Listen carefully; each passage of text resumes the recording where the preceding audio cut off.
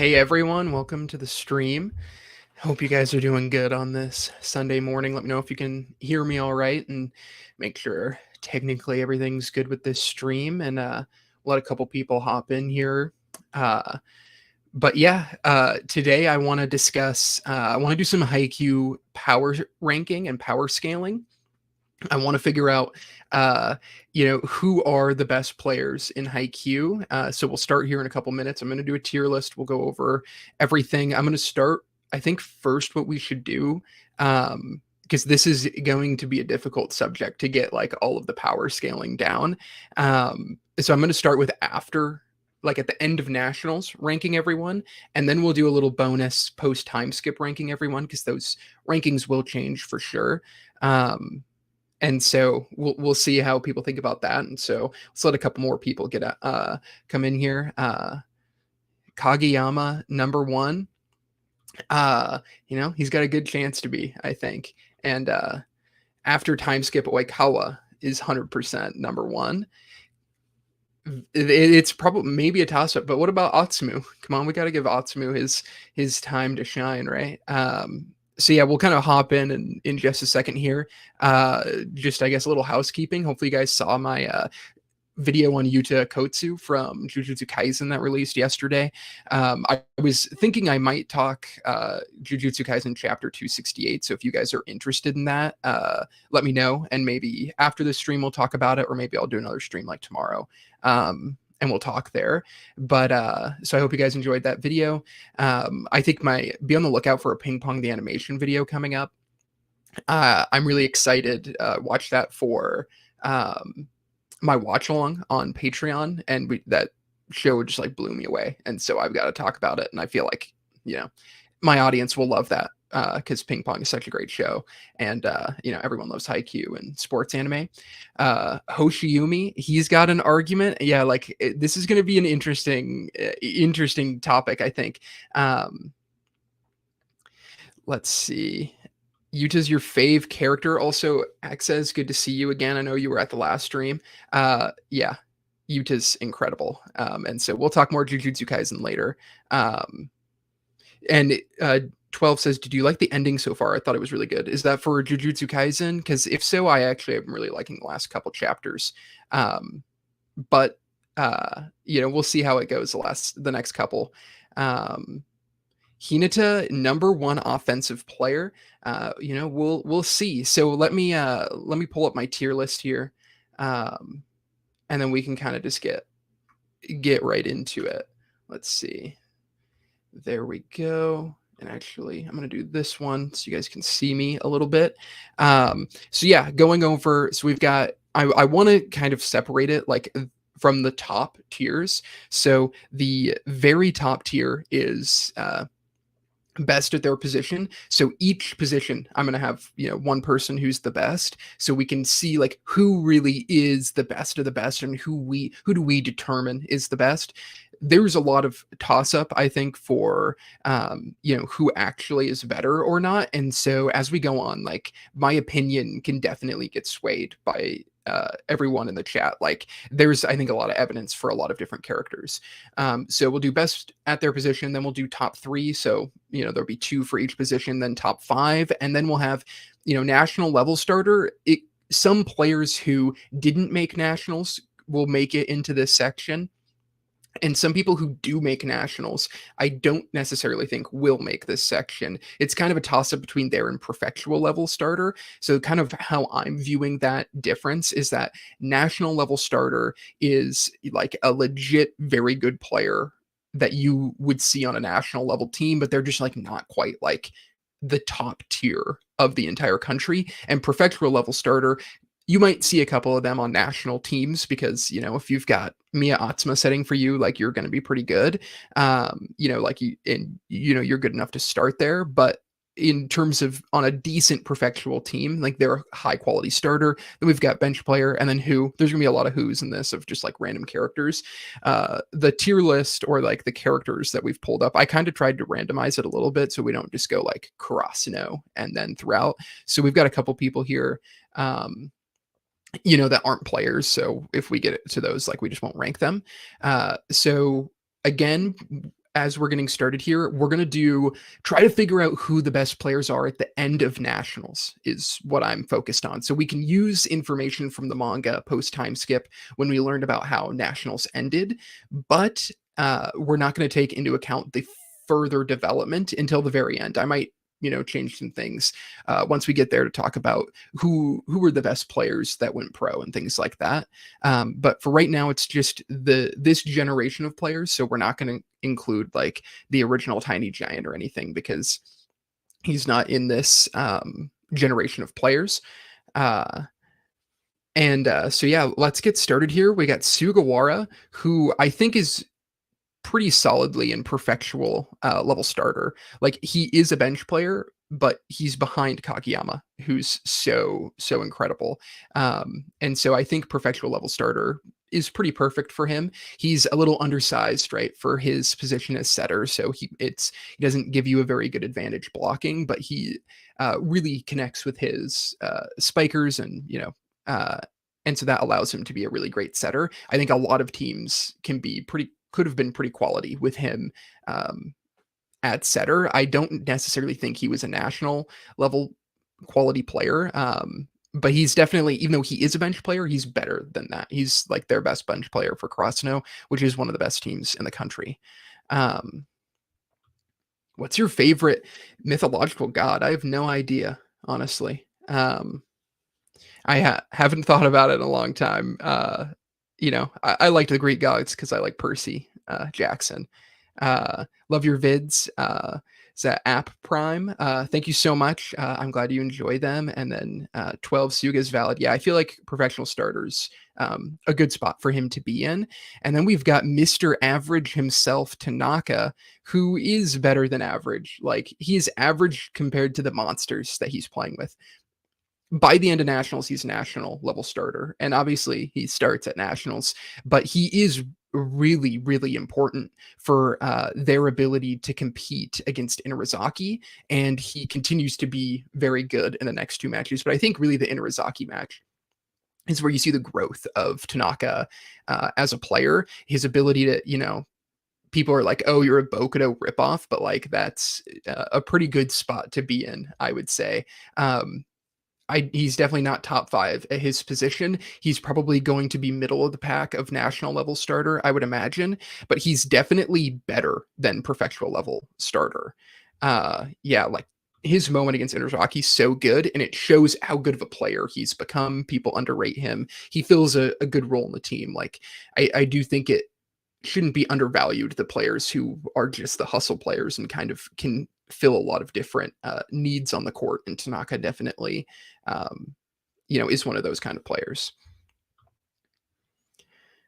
I feel like Suga actually seems better because Kageyama is on his team. He comes in to shake things up, which makes him unknown, but he got shaken up a lot. Yeah, I mean, he might be bench player, but I think in terms of the quality of like a lot of the players that are going to be national level starter and above, like I think Suga on a good team, like if you flipped Suga and Shirabu, would Shiratorizawa really have dropped off that much? Like I think Shirabu's a better player, but I don't necessarily think there's a huge gap in those two players. So I do think he, in a lot of teams at the perfectual level, he would be a starter for them.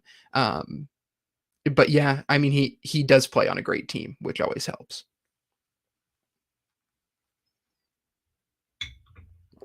Imagine if Kuroko Basket and Haikyuu had a collab. It would be I'd love to see like what superpowers the Haikyuu characters had, like who becomes the I've never missed a serve in my entire life. Like every time I serve, it's in the top left corner, perfect. That'd be kind of funny. I think so. I don't even remember this guy's name from Shiratorizawa. There's gonna be a lot of players like this who there's not necessarily a ton of evidence either way. But I think he's a perfectual level starter. Like I don't think he's like, again, he did start, I'm sure, for Shiratorizawa the year previously at nationals, but I don't necessarily think he is as good as Tanaka, and that could be just like main character perspective, but we don't get enough from him to suggest that he really can compete with, he's like clear cut the third best on his team at his position. or I guess second best if we're thinking opposite as a separate position, which we will for the top of the rankings. Um, but yeah, I think he's a professional level starter, very good player, better than Suga. Obviously, he started on a national team, but I don't think he necessarily was the strong suit of that team. There's not really a ton of evidence of that, I think, in the match Shiratorizawa versus Karasuno, because Goshiki really outshines him as like the second kind of player him and Tendo do. Yamaguchi, you have to put in bench player. He's a bench player throughout the whole series. He's great at it, and he becomes a national level starter, right?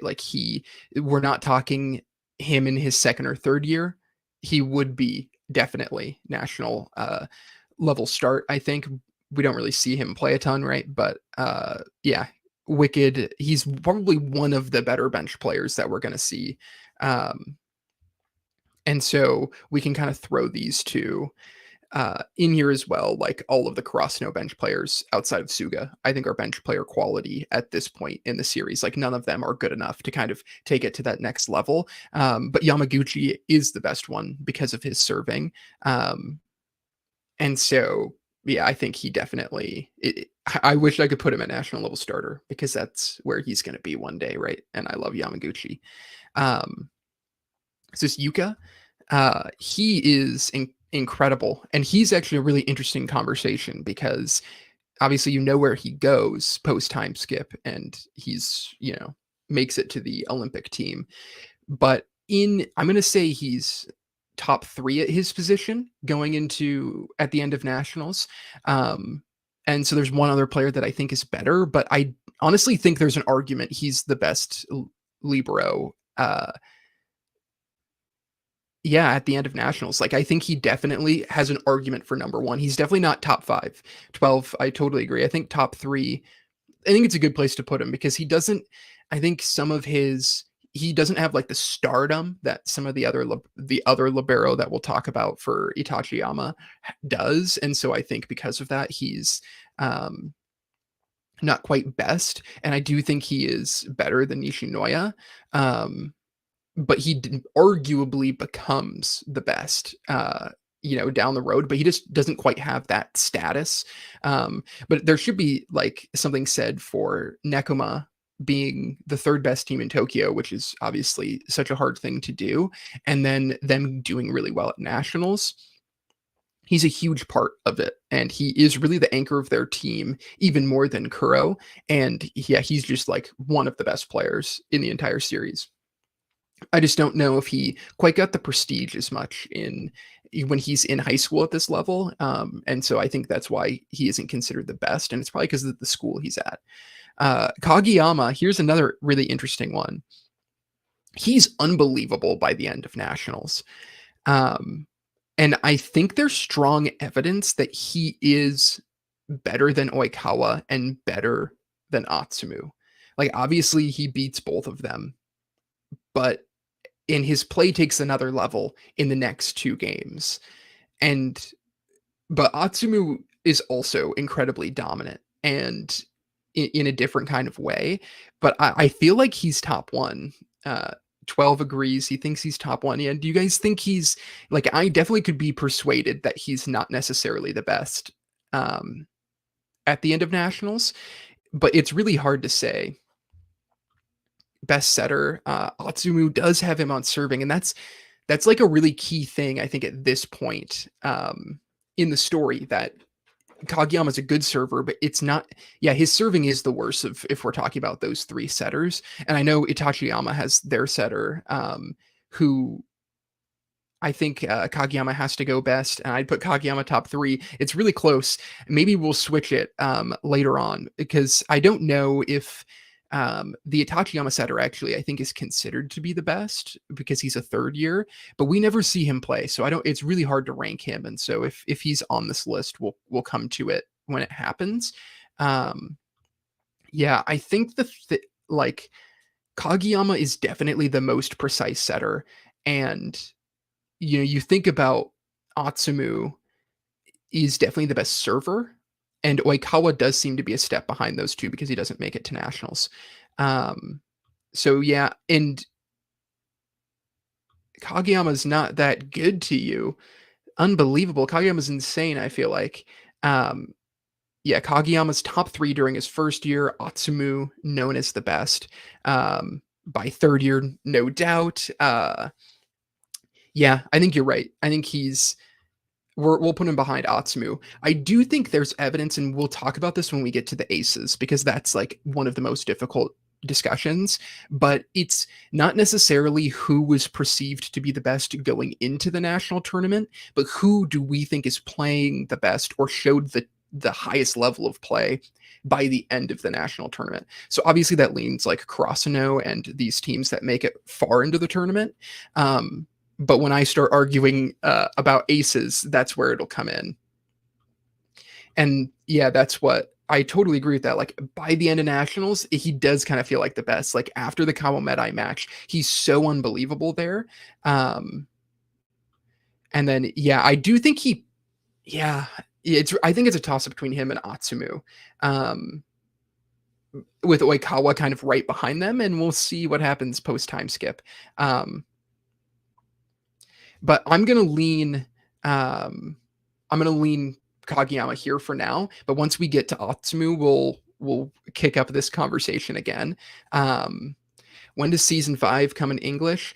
Unfortunately, I don't know if we're ever going to get a season 5. I don't know when the movie's coming out. Well, it's already released, but I don't know when it's going to come to digital. Hopefully soon, and then yeah, we'll have the other movie after that.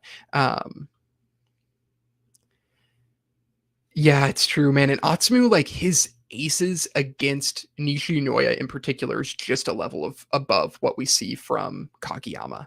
Um, yeah, I'm unsure when it'll be to streaming platforms, but I hope soon because I really want to make a video and I want to like buy the Blu-ray and really work with the movie, but I really want to make a video on the production of the film and really talk about how they accomplished that Kenma POV shot and the kind of effect it had. And so I really want to do a deep dive into that. So I'm definitely looking for that. What kind of power scaling is this? Mainly just like power scaling in terms of like who's the best player, right? Like not anything like too crazy, just like who do we think is the best player at this point in the series. That's enough Kageyama talk because the setters will come back up, plenty more. But let's talk about Oizumi. Oizumi definitely is a national level starter. And I realize I just said start right there. He actually, for Adate, I know, confirmed that he was good enough to be an ace on a national level team. So he's not even there. Honestly, could maybe be another category as like a top 3 player on a national level team. And Waizumi's really close to that. They're in a kind of a tough prefecture with Ushijima, who obviously is insane. And then you get Kageyama coming out of nowhere. He definitely was good enough to play on the national level. But I don't think, he never really, he never really gets close to top 5 at his position. And, we're going to try to split this up a little bit with opposites and not, but yeah, I think he's definitely a national level starter. Yeah, I think you're right. Atsumu at this point in the story is definitely the one. The Haikyuu movie was so good. I managed to catch the tail end of screenings in Europe. Yes, I'm glad you enjoyed it. I also thought it was really good. I'm still frustrated by just the length of it. But when you look at the job that the staff had to do and the direction of it, absolutely incredible. Why is it less detailed than other seasons? It's just that they decided to put it into films instead of making it into a season. Which is a bummer, but also it was really fun watching Haikyuu in theaters. So it's a trade-off. Yeah, I agree. Awaizumi at the national level. I think more stable than Tanaka, the amount of times he caught those Kageyama serves and Asahi spikes. Totally agree. I actually do think there is, and maybe I should have added another tier to this, and we can if we think things are getting too close, because I do think Awaizumi is like half a step above Tanaka, even Tanaka at the end of nationals. Maybe Tanaka in his third year gets to the similar level as Awaizumi, but Awaizumi is like a brilliant player. He is very, very good, and it's a bummer for him that he never got to play at nationals, of course. But what can you do? Yeah, great. His all around game is just really fantastic for Iwaizumi. So we're just talking about the anime so far. No manga. There's a little bit of manga in here because I'm talking about the end of nationals. I won't.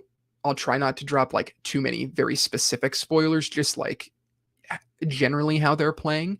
And then at the very end, we'll do a specific post time skip talk to see where the players ended up. But so there might be like, I'll try not to do too many like blatant spoilers of like ends of matches, but just kind of generally, oh, I think this player's playing really good at this point. There's only one more or a couple more matches, coming up. So hopefully you don't get spoiled, but there could be minor spoilers throughout. Have you thought about doing videos on Slam Dunk? Definitely. Slam Dunk's incredible. I actually haven't seen the movie yet. And so I really want to watch it. And I actually might watch it this week because didn't it just like come out onto Netflix? Yeah, I mean, there's some little spoilers for sure. Throughout this, but yeah, Slam Dunk. I mean, it's a brilliant story, and I would love to talk about it. Probably more likely talking about like the manga one day, very specifically. Okay, perfect. Yeah, so there will be minor spoilers, but yeah, I totally agree. Actually, the main reason I don't have him there is because he doesn't really leave an impact on the game, and that'll come up with some other players. Um, and so we've got a prefectural level starter here. Um, we don't see a lot of him. I can't even, like really remember his name super well. Kunami, what do you guys think about Kunami? Is he just like prefectural level starter? I don't know. He kind of bugs me. He's definitely a start. I mean, he obviously starts for Aoba Johsai, even though they basically try to bench him with Mad Dog, right? Like, do you guys think he's better than Suga? Like, I don't know. I feel like he's not at the end of his first year. Like, he's just kind of a lazy bum, isn't he? I don't know. You could probably tell that Kunami's not my favorite character. I feel like Aoba Johsai is trying to move off of him. Yeah, okay, that's kind of what I'm thinking. Not better than Suga, because Suga is like a really good player and really polished player for sure. Where Kunami, it's like Oikawa has to be like, okay, like maybe at the end of the game you can play a little bit more. Yeah, he did get selected for the camp. That's a very good point. And he does, there's certain circumstances where Kunami is pretty valuable. I just don't think it's his mentality that really holds him back. Like he's a lot worse than Kendaichi, who we can honestly, let's place Kendaichi right now. Kendaichi, is he like top? I think I'd put him here. Like I think he gets a little bit better. And maybe it's because the Date Tech guy, even though he was a third year, I just didn't remember him as much. Yeah, professional starter for both of them. Kendaichi definitely has a higher ceiling, and I think he's an opposite to Mad Dog, will most likely play outside hitter the year after the third year's sleeve. Yeah, that's a good point. Like they'll both be together, and Kunami has a chance to get really good, but it's just his mentality. You feel like he's never going to get that good because his mentality is not good enough. Where Kendaichi feels like he's going to become a national level starter for sure. And honestly, I think in the second Aoba Johsai match, it's kind of surprising how Kendaichi isn't a little bit better and a little more impactful, because it's like you would think the clash that Kageyama has with Kunami and Kendaichi would be because those two players are actually phenomenal. But Kendaichi is just like doesn't quite take the next step as quickly. But I do think he's probably close to national level starter. Like he's a very good middle blocker. He cares a little bit more than Kunami. He's a high end prefectural starter. Very high ceiling. Totally agree. Osamu, our Rice King. He's a national level starter for sure. And he's definitely, honestly, I don't know if he's definitely on raw talent a little bit better than a Iwaizumi, but I don't necessarily know if they're that different. Like, I don't know if they're that far apart. but he definitely is better. Like he's a great player. His serving, it's interesting that it's like not quite near the level of Atsumu. Oh, that's a good question. Not top 5. That is a good question. He probably is top 5 because he's an opposite. I always forget sometimes with some of the opposites. I think you're right. I'm going to move him to top 5 because he's versatile and because he's an opposite. Um, I think Osamu could be top 5, Atsumu, but not by himself. And also shout out Angela, who's like one of my first members on YouTube. Very cool. Very happy to have you in here. Um, yeah, uh, I do think he's top 5. I think you guys are right when you think about him playing as an opposite. That Atsumu has to be top 5, or sorry, Osamu. I probably mess their names up a couple of times. Um, yeah, Osamu is great. Yeah, and he reaches like another height with Atsumu. So yeah, Osamu's a phenomenal player. He's not a top 5 ace, and I think that's like where my mind went right away, but he is opposite. He might be top 3. Like I guess we'll talk about who the other opposites are, and we can, fiddle it around a little bit because I think a lot of the people, you know, the higher level you get, the more important the role of opposite is. But I think at this level, like there isn't necessarily 5 great opposites in Haikyuu that we see. So we can maybe add a couple of other wing spikers if we want to like make more distinctions. So honestly, he could be top 3 if we're considering opposite. So that was a really good point. Yeah, probably not. Probably not. For sure. Then this guy he's pretty good, isn't he? And why am I forgetting his name? Like some of these side characters, it's just like why do I forget their names? But I really like his role in the Aoba Johsai match. Is he better than Kendaichi, do we think? Or a little bit? I feel like I'm gonna put him like here. Um Seems good for him. Uh, and yeah, Osamu will come back to him in a little bit, and I might move him up to top 3 at his position, um, because of the opposite distinction. But we'll discuss that when we get a couple more of the aces and wing spikers in there.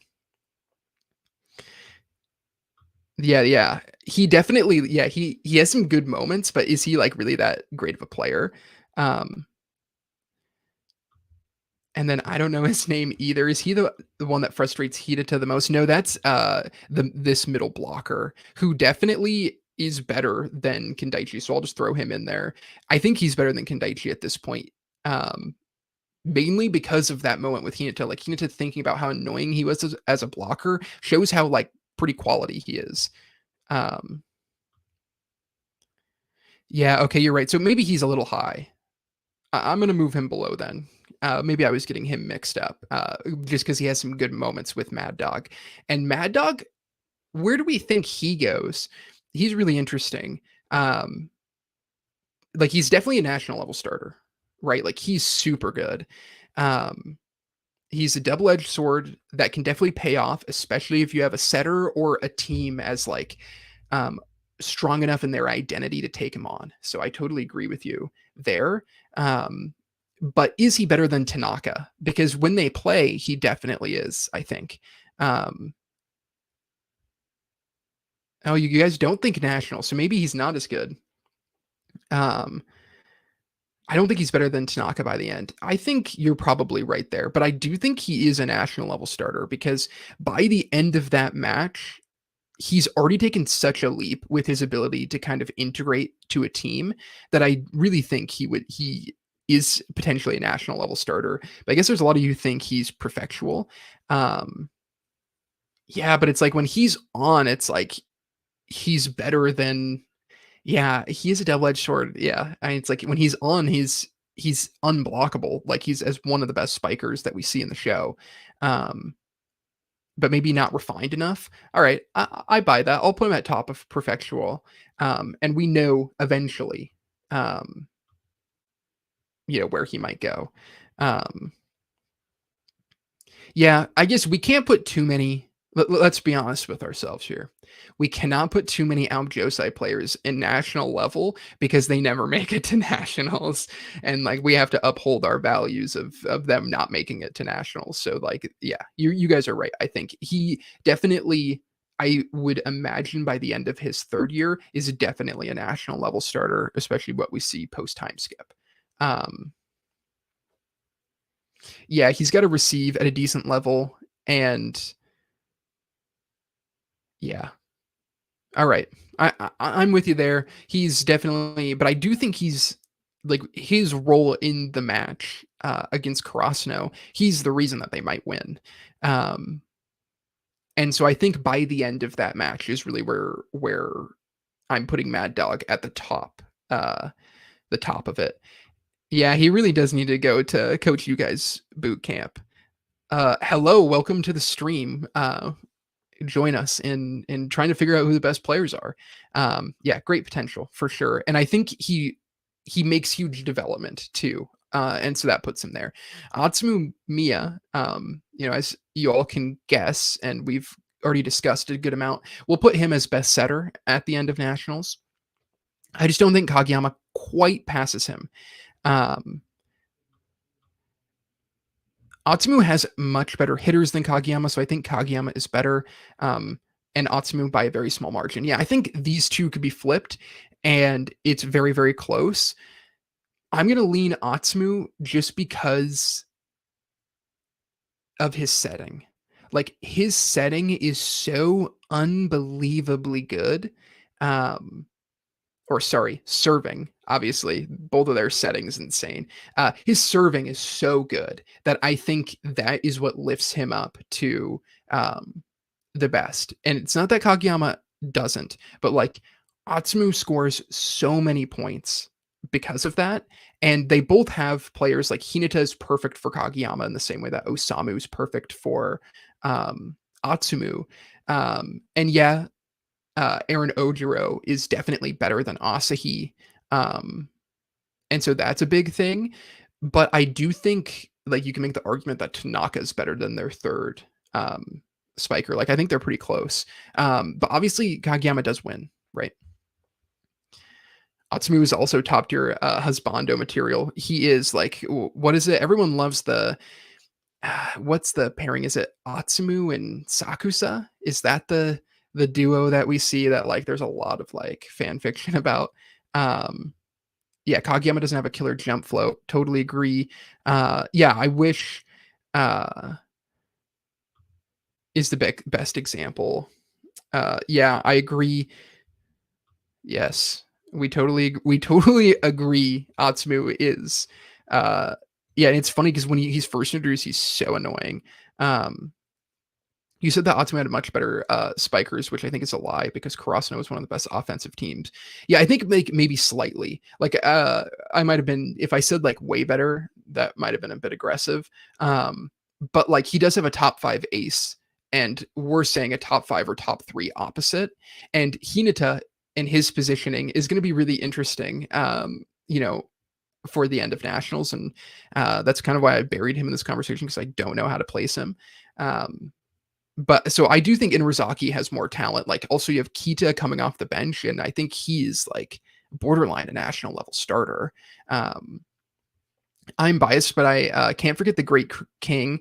Well, he definitely is going to come up here in this conversation, and also he's going to come up in this conversation a little bit once we talk post time skip. Um, Yes, yeah, like, people are obsessed with that, and I, like, haven't read any of it, but I know, I had a coworker of mine who has, Sakusa Atsumu, uh, tattoos, and she was, like introduced me to, like, what this, you know, like, relationship is that I just had no idea about. Um, Aussie's underrated, you get it. I agree, Aussie's underrated, we'll see where he places here. Um but yeah, I think Setter really close. I'm gonna lean Atsumu right now. Um, and then we've got I'm putting him as our best. We don't see him play, but I just think like on uh merit alone, he's the best libero. Yeah, Komori's so good. Oh, you think he's third? We've had a bunch of slight disagreements. He might be third in terms of, yeah, this is before time skip. The end of nationals is how we're ranking this. I think Komari's the best. Like, I think he's definitely better than Nishinoya. Um, because you and maybe it is potential, but I definitely don't think I think Nishinoya is not quite as good. I could see me flipping with our Nekoma boy. And so if you guys think that is the way to go, I would be down with it.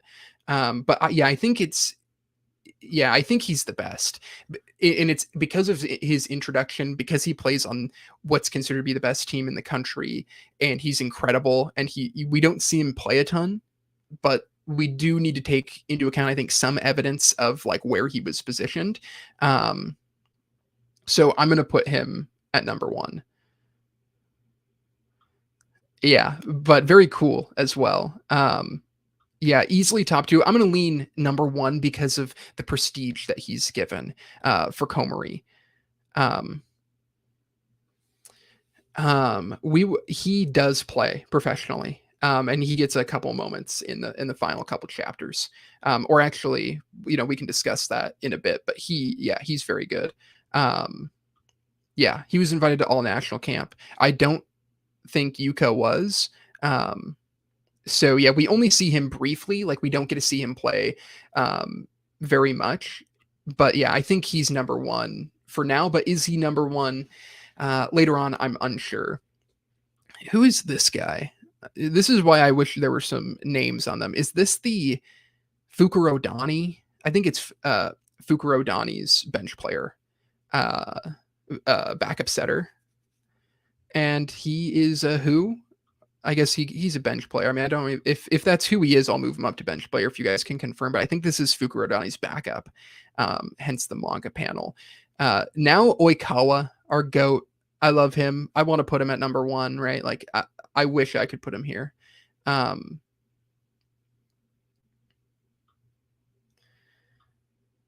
Because in my memory, Kema said that Nekoma was bad and they're better, so I'm assuming their Libero didn't get selected either. Yeah, I don't think so. Yeah, Oikawa is top three. I wish I could put him top one. Like he is my guy. But he has to be number three. Like he is just I think a little bit worse than Kageyama and Atsumu. And it could be that Kageyama and Atsumu have a better team around them, even though that's like I think that's definitely true, but like it's not that huge of a difference. But yeah, I think I wish I could put Oikawa higher. He's definitely the third set. We don't see him reach the levels. And yeah, I agree. Andy. We can definitely argue. We can make a little bit of an argument when we get to the end here. Shirabu is a character that I really disliked for a long time. If you guys have ever seen my What If Oikawa went to Shiratorizawa video, like basically the whole time I'm like, well, if Shiratorizawa had a good setter, like they would be the best team in the country. I think I was maybe a little harsh on that video, which came out like 4 years ago or something. But he's really interesting. I think he's a national level starter. I don't know if do you guys think he's above Tanaka? Or you think he's prefectural? Yeah, maybe he is. I could be convinced of that. I mean, I'm down to hate on Shirabu a little bit. Yeah, I think maybe you're right. Like he's a very quality player. This is for at the end of nationals is where this is at. By the way, what vids are you working on right now? Well, I just came out with, hopefully you guys saw the Aces video that I came out with last week, and then I came out with the Yuta Akotsu analysis, which I really had fun working on. I'm working on a ping pong, the animation analysis, because we just watched that for the channel's watch along. That show's unbelievably good. So that you can probably expect that this week. And then I've got a couple of Haikyuu ones. I want to talk Hoshiyumi. I want to talk Kiryu and maybe Fukuro Dani versus Mujin Azaka. So those are kind of things I'm thinking about. Not necessarily 100%. Yeah, they did go to nationals, but do we know if Shirabu started? He probably didn't because he was a first year. Or was that confirmed? It's been a while since I've reread that match.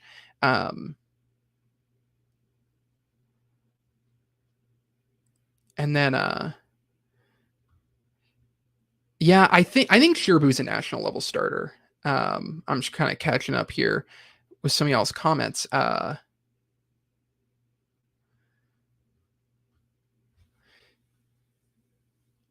For the next watch along, yeah, that would be a good one to suggest. It's through Patreon, they select it, and so if that gets voted on, that could maybe be one that we vote for, because that would be a lot of fun to do. And I don't necessarily make videos on everything we watch, but if it's good enough, I will, like Run with the Wind and Ping Pong the Animation.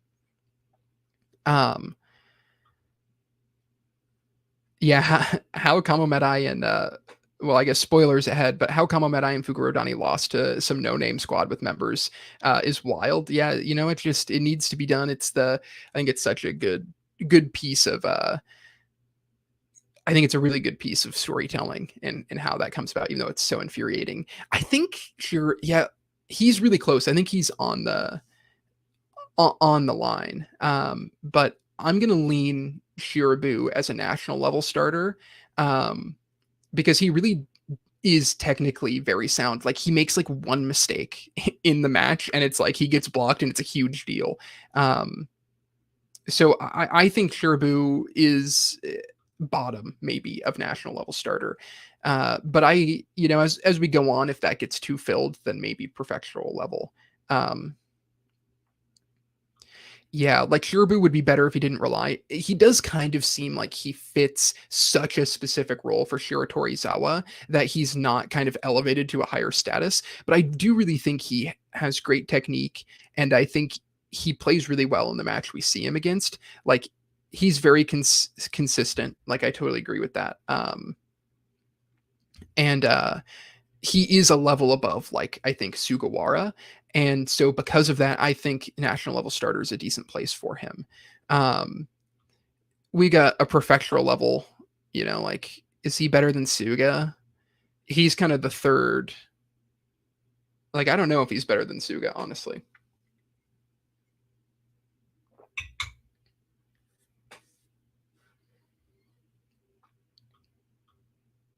Yeah, they are like a consistency duo. Like, they just keep going away, and it, like, Shirabu starting over the third year, who like seemingly has more talent, I think is a reason why Shirabu could really fit into a lot of different teams. He doesn't have a big ego, but he is very good.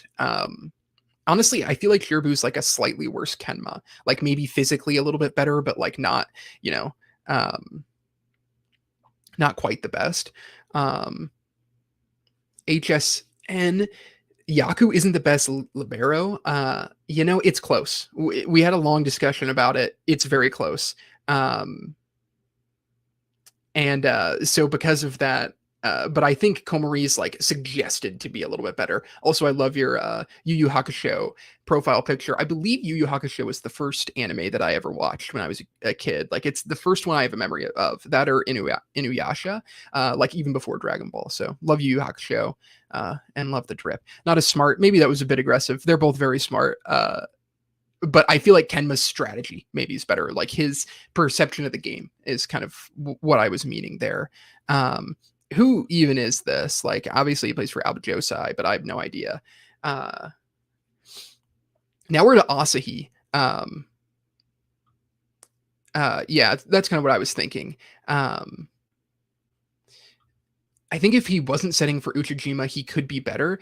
Yeah, I think you're right, and that's why I'm putting him at national level starters, because I think he does fit well. Like, he could fit into a lot of different teams.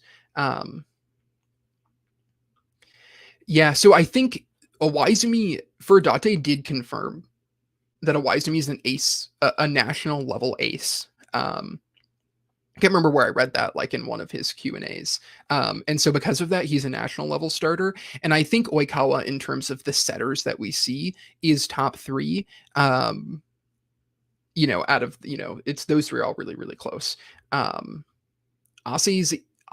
is a top, yeah, he's top national. He's better than Awaizumi. By the end of nationals, he's without a doubt better than Awaizumi. Yes, Yu Yu Hakusho, such a style in anime.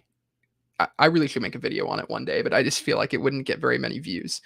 Um, so I think Asahi would be top 5 at the end of nationals. He's national level.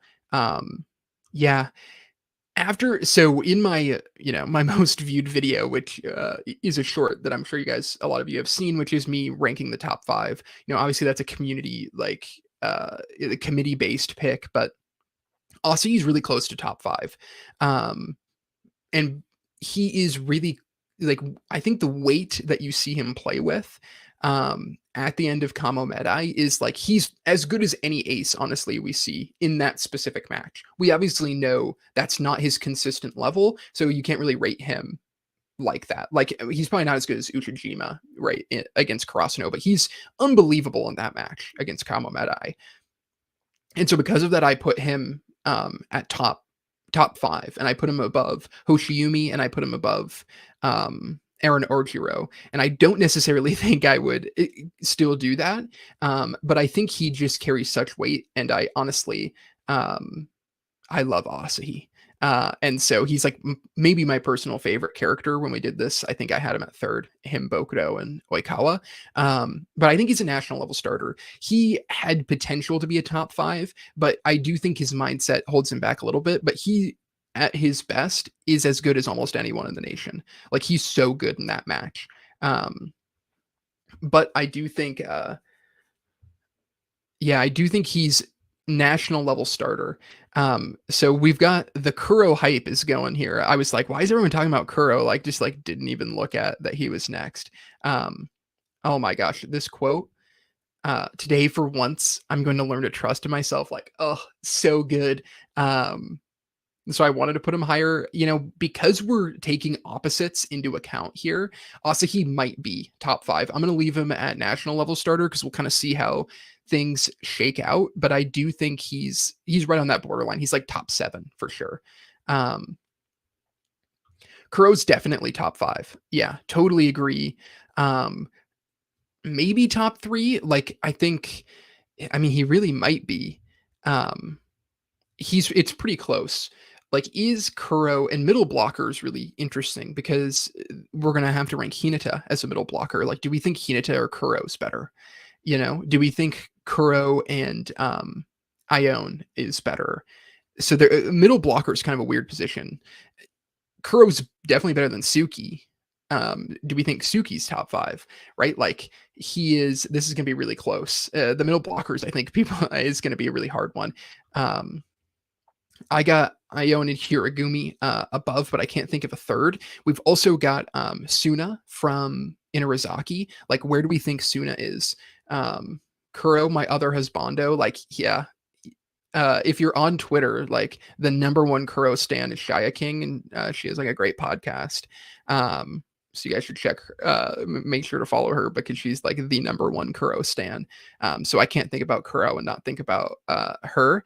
Fukuro Dani's middle blocker. Yeah, he is like, we don't necessarily see him being better. So we can kind of, for our love of Kuro, we might be able to pick. Yeah, Kuro is better than Hinata. And so I think Hinata is going to be in kind of a weird spot. And we'll talk about that. Sugawara's position wrong. What do you mean? You think he's well, I put him higher because I think he would be a starter for a lot of teams, if that's kind of what you mean. Yeah, I think top 5 Kuro is, but Kuro could go up a little bit. I think Suki does eventually become better than Kuro, but not before the end of nationals. I totally agree. Like, Kuro also has his serving is good. You also see him take on such a different position. When he's like, he can receive and he doesn't need to get taken out. Like, he's really great, honestly. So yeah, Kuro's definitely top 5. We'll get into more middle blocker discussions in a little bit. Our boy's a starter, right? Like, he's probably like right there. Maybe I'll put him here because I think Kendaichi has a little bit of a higher ceiling, but he's very good. Yeah, Kuro is definitely a better offensive player, but definitely not quite as good of a blocker. And so that's pretty close. Yeah, like, yeah, Kuro never coming off in that moment is so cool. Hinata's better by the end of the combo meta match. Yeah, well, that's going to be the discussion when we get to Hinata, because I think you can make an argument Hinata's top 3, and you can make an argument that he's national level. Lev's national level for sure. Is Lev better than Tanaka? I feel like Lev is one of the characters that I thought was going to get really, really good, and then doesn't end up getting as good as I thought he would be. Um, and so I feel like I'm going to put Lev below Tanaka. Um, yeah. Yeah. In terms of blocking, Ion's better, but Kuro is better offensively. And yeah, Kuro's also just such a leader. And I feel like that matters when we're talking about like really close. Uh, Lev kind of fell off defensively. Yeah. Or Lev kind of fell off. Yeah, I thought his character would become a little bit better than he was. Um, but I think all of these are national level starters. Um, for sure. Maybe he's a professional level, but like it's really hard to make it out of Tokyo. Like I think third in Tokyo is harder than first in Miyagi, to be honest with you. His chapter, and I'm forgetting the Nekoma, Wing Spiker's name, or does he play opposite for them? I can't remember, but he gets such an awesome chapter for the movie. So hopefully you guys have read that. He's really great. But is he as good as Fukunaga's this one, I believe.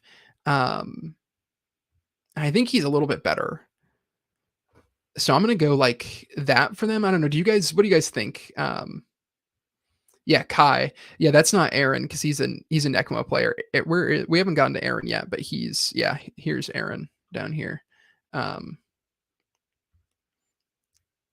Yeah, I think Fukunaga is better. I mean, hopefully I'm pronouncing that semi close. He's also just funnier, isn't he? He's a funny lad. Is he better than Lev? I think that's actually more interesting. Because he actually might be like it's probably pretty close. The water bucket, like literally like one of the funniest scenes, honestly. But Kai has a great, if you guys haven't read the bonus chapter that was released for the film, which is going over the end of the Nekoma match again through Kai's perspective, really, really fun. Great read. Yeah, he's just a really great all-around player. I think maybe Lev's offensive game is a little bit better by the end of Nationals, so I'll lean there.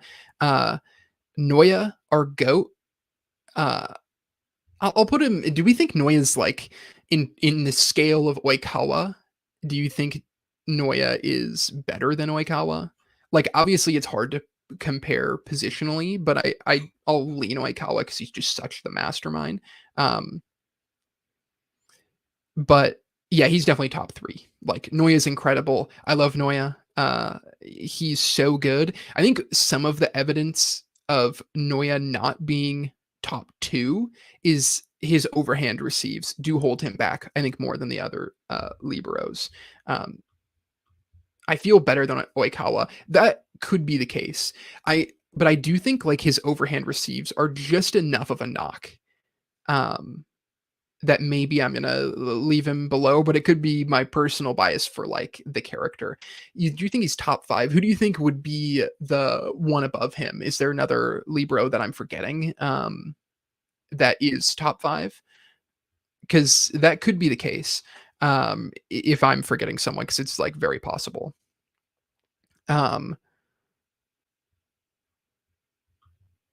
He sold me when he not being able to pick Atsuma's serve. Yeah, I think that's the thing that separates Noya from top 2.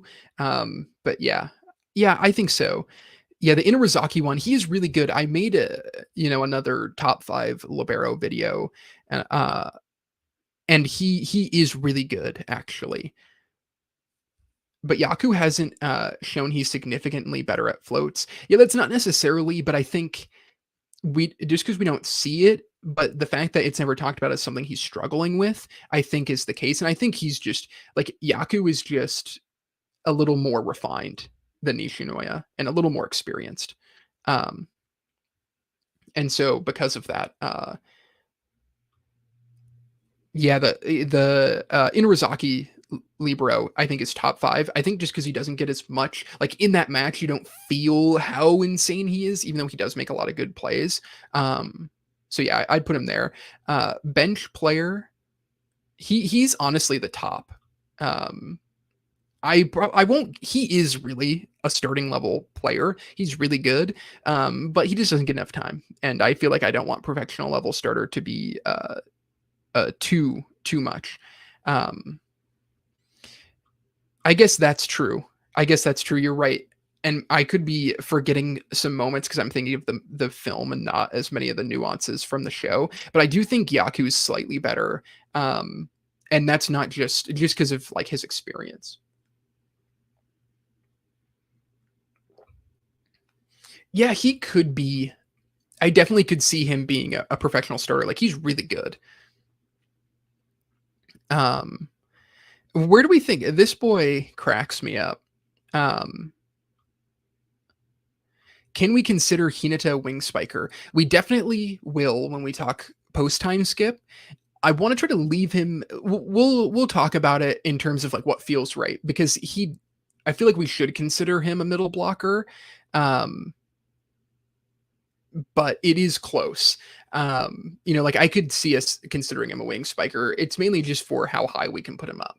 And so when we could move him around, but I'm going to lean middle blocker for this round because that is where he plays at. This boy's a professional starter. He's like fun, right? Like, is he better than the Date Tech? Honestly, wait, they're pretty good. Is this team? Do they make it to top 4? In the first tournament in the inner high, or is it? Don't they? I thought they made it to top 4, or maybe it was another team that they play. But yeah, he is the best player on it, so I'm going to put him slightly above the Date Tech players because I thought they did make top 4, which I think would be pretty impressive with how stupidly coached they are. I feel like the 2-on-2 thing is just like not insane.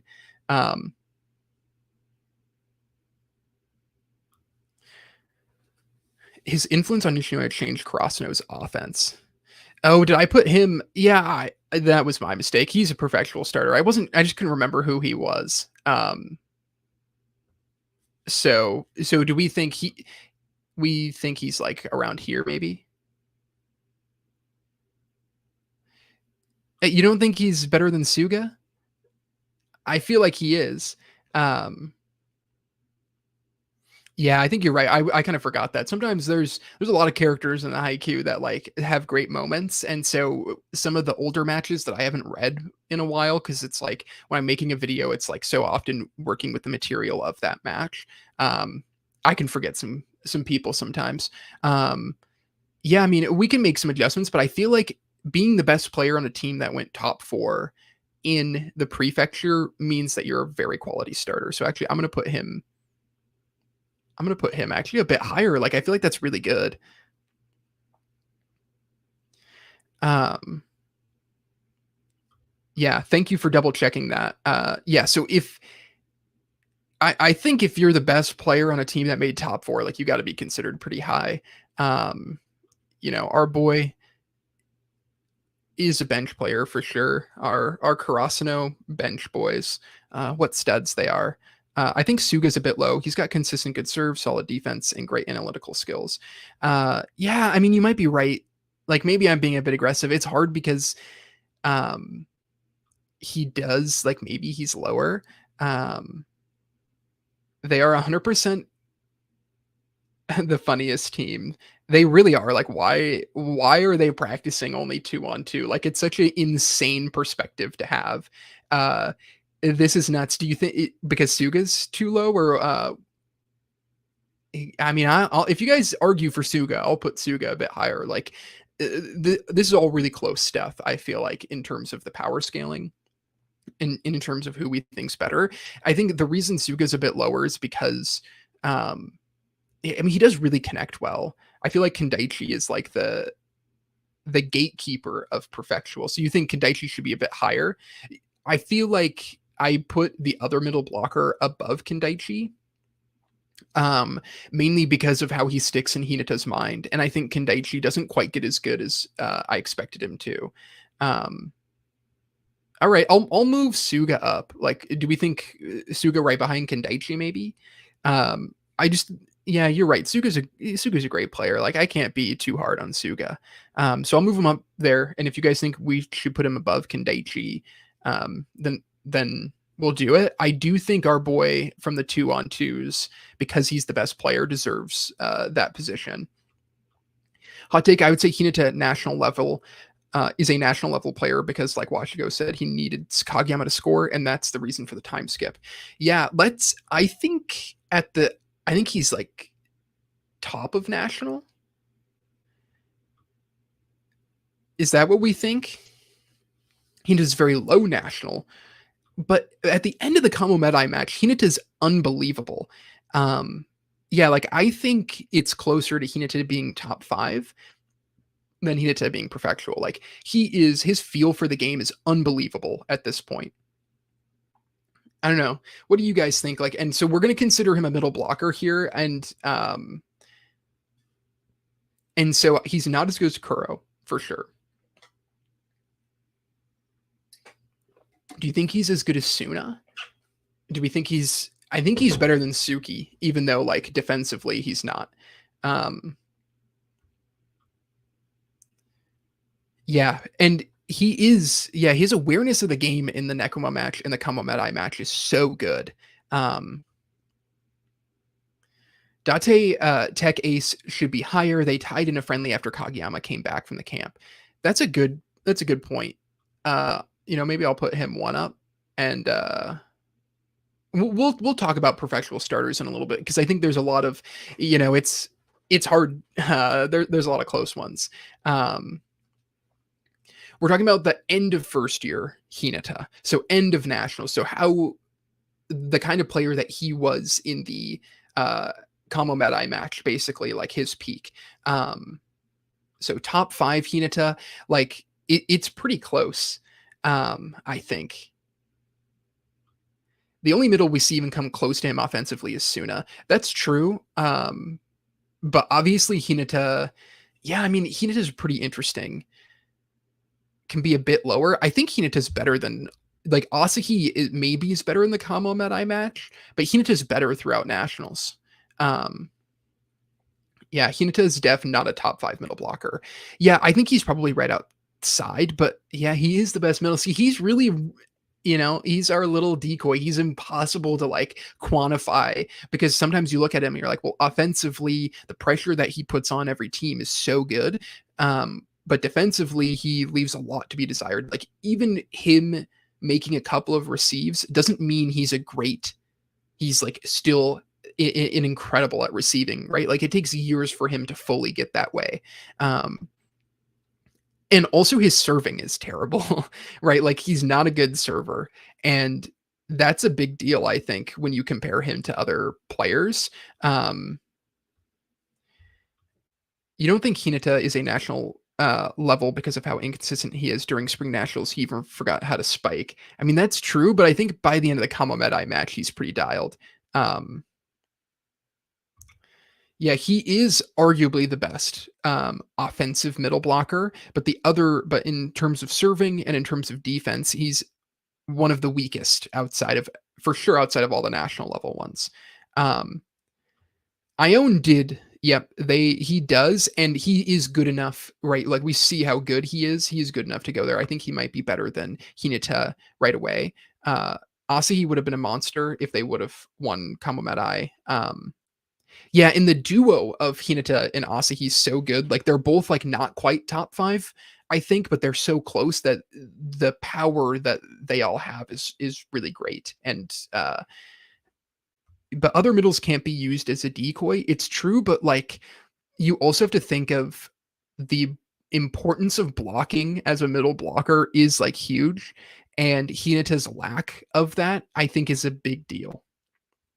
So I'm going to leave Hinata at the top of national level starter. I do think he's so good against Kamo Medai, but once we talk about more of the middle blockers, he could maybe bump up to top 5. So I think once we go through some more middle blockers. That is very true, but that's like and he did drop Osamu.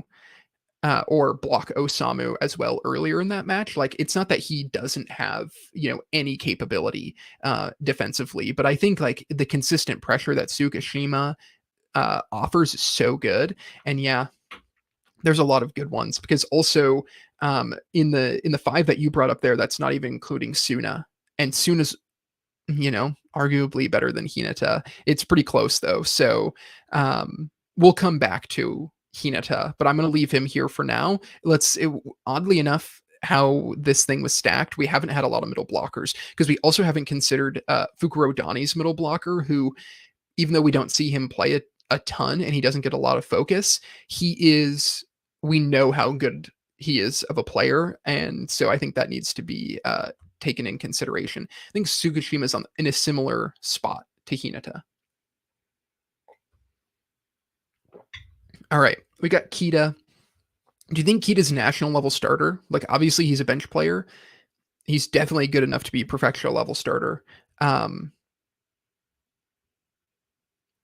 Great mentality, great captain, great leader. Okay, I agree. Do we think he's better than Tanaka? Do we think he's better than Iwaizumi and Aussie? Because a worse version of Kuro is interesting. Yeah, I agree with that. Starter for any other team but Inarizaki. Do you think just better than Levy? So we think this is a good spot. I think this is a good spot for Kita. Like Kita it's kind of weird that he doesn't start because he is really good. So yeah, I think Kita makes sense here. And then we've got, is this the Libero for Shiratorizawa? Like he's a professional starter, right? Like he's kind of, I feel like he's worse than Aoba Johsai. I don't know. I always just think of him like not making a receive against Hinata when he probably should have on that final point. Yeah, he's like a safer Daiichi. It's true, but I feel like he's a little bit better offensively, but that like might not be founded in evidence. It might be more just vibes for Kita. But I do think Kita is better than Lev at this point in the story. Like he would have been so good on Nekuma. Like he would have just fit them very well, I feel like. Inuyoka, I think, is a prefectural level starter, but he's not. I think he's better than Kunami. I think he's better than. I'd put him like right here. That's a good point. That's a good point. Can we put Mad Dog at low level national starter? Let's wait a little bit, but potentially. Like, I mean, I think he's really close. But his inconsistency does worry me a little bit. Do we think this is a good place for Inuyoka? And yeah, that's a really good point about Kita. We'll see where Daiichi kind of ranks, probably right above Kita. But Inuyoka, like, I don't think he's quite at a starter level. He switches to Wing Spiker, which is really interesting. But I think he's a perfectual level. So I feel like that's pretty good for him. Which guy is this for? Is this just a bench player for Shiratorizawa? Oh, like I'm forgetting him right now. So let me know. I feel like he's a bench player for Shiratorizawa. I in good conscience cannot put Kunami higher because Inuyoka works so hard and Kunami doesn't. And so like I gotta go with Inuyoka. He's the other middle. That's right. So he's definitely a perfectual starter. He's kind of in the ballpark of these guys, I think. He got a block on Suki. That's right. So we think he's, kind of in this ballpark. Like he's a good starter. But he's not like an elite starter. Like Ushijima does a lot of carrying for Shiratorizawa when you really get down to it. Yeah, we'll leave him there. Daiichi, my goat. I'm going to put him right above Kita. I think those two are really similar. Who's the guy right in front of Daiichi? I'm trying to remember. Did we confirm that this is the backup setter for Fukuro Dani? And then I can't even remember. He's got to be the gray hair for Nekuma. Maybe? I don't know. I feel like I should know this. Yeah, like who is this? Like what is going on? Um, he let's just put both of these in bench so we like seem like we know who we're talking about. I really do think this is the backup for Fukuro Dani. That looks like, but I could be wrong. So he's from Nekuma.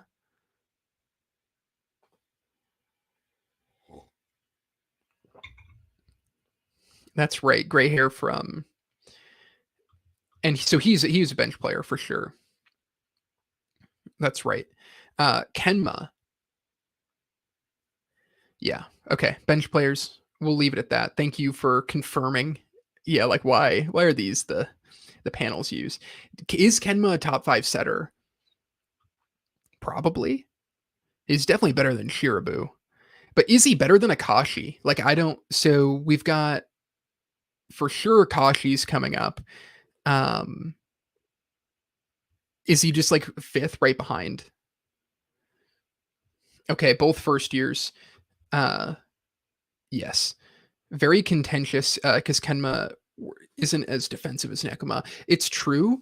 Um yeah, he's either national level or top 5. I'm trying to think of who the other, like we've got 3. Akashi's definitely above him. Do we I don't know if Itachiyama's setter's considered here. Um Kenma's more strategic than Akashi. He is, but I don't think it's that much of a difference. Like I think Akashi's ability is super good. Like I think his understanding of the game is really good. And Akashi is definitely a better, more skilled or like better physical player than Kenma. Not better than Akashi, but they both can be top 5. Yeah, I think that's right. Yeah, Akashi's incredible. I think they're pretty close, but I think Akashi could have been, um, really up there. Oh, that's an interesting one. I think Kenma's better at the start. Like he is Shirabu above Kenma. Some people wanted me to put Shirabu in prefectural level starter. I had to fight for him to get to national level. So that's definitely interesting. But I lean Kenma. Like Kenma's definitely better, I think, than Shirabu. Anyone dealing with Bokudo is incredible. Yeah, and this is you're referring to Itachiyama. That is that the name of Itachiyama setter. I don't think he's in here, but if he is, he's better. The other really good setter that we deal with is for Mujin Izaka. And I think he's in here somewhere, but I do think Kenma's maybe slightly better than him. Yeah, I think Kenma at 5 makes a lot of sense. Yeah, he did. He shut down Hinata. Yeah, like when Kenma's on one, like if Kenma ever like actually cares, he's so good. So yeah, I'm gonna lean Kenma right there. And it's kind of interesting because if I were to move Kenma, like he kind of goes in the middle here, I think. But because of the position, I'm going to put him there. And if we run into another setter that we're missing, like the Itachiyama one, if he does pop up in here, then we'll definitely move that accordingly. So is Ione better than Kuro? I don't think so. I think he's like right behind Kuro. Who's Kamo Medai's setter? Like, why can I not remember him? I feel like I should. Ione. Yeah, I think Kuro's slightly above. And I think Kuro could actually maybe get bumped up to top 3. Like I think we definitely know who top 1 is for middle blockers. But I think Ione's just slightly worse.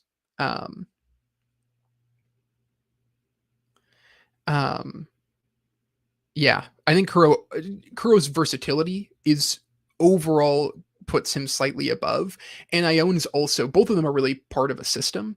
Right, like the read blocking system and Nekuma system.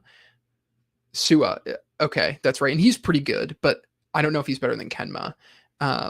That team's really interesting. It's been a while. I mean, I don't think I've read the Kamo Medai match in like since December when I made my video on Kamo Medai. Like I read it like 18 times and then I kind of had to put it aside because I reread it so much. You know what? We can. I think you're right. I think Kuro is a top 3. I'm going to put him still behind Nishinoya. Maybe he's better than Noya in terms of overall skill, but you're right. I think Kuro's top 3. I love Kuro. He deserves it. yeah, in terms of pure blocking, I do think Ione is as good as anyone we see.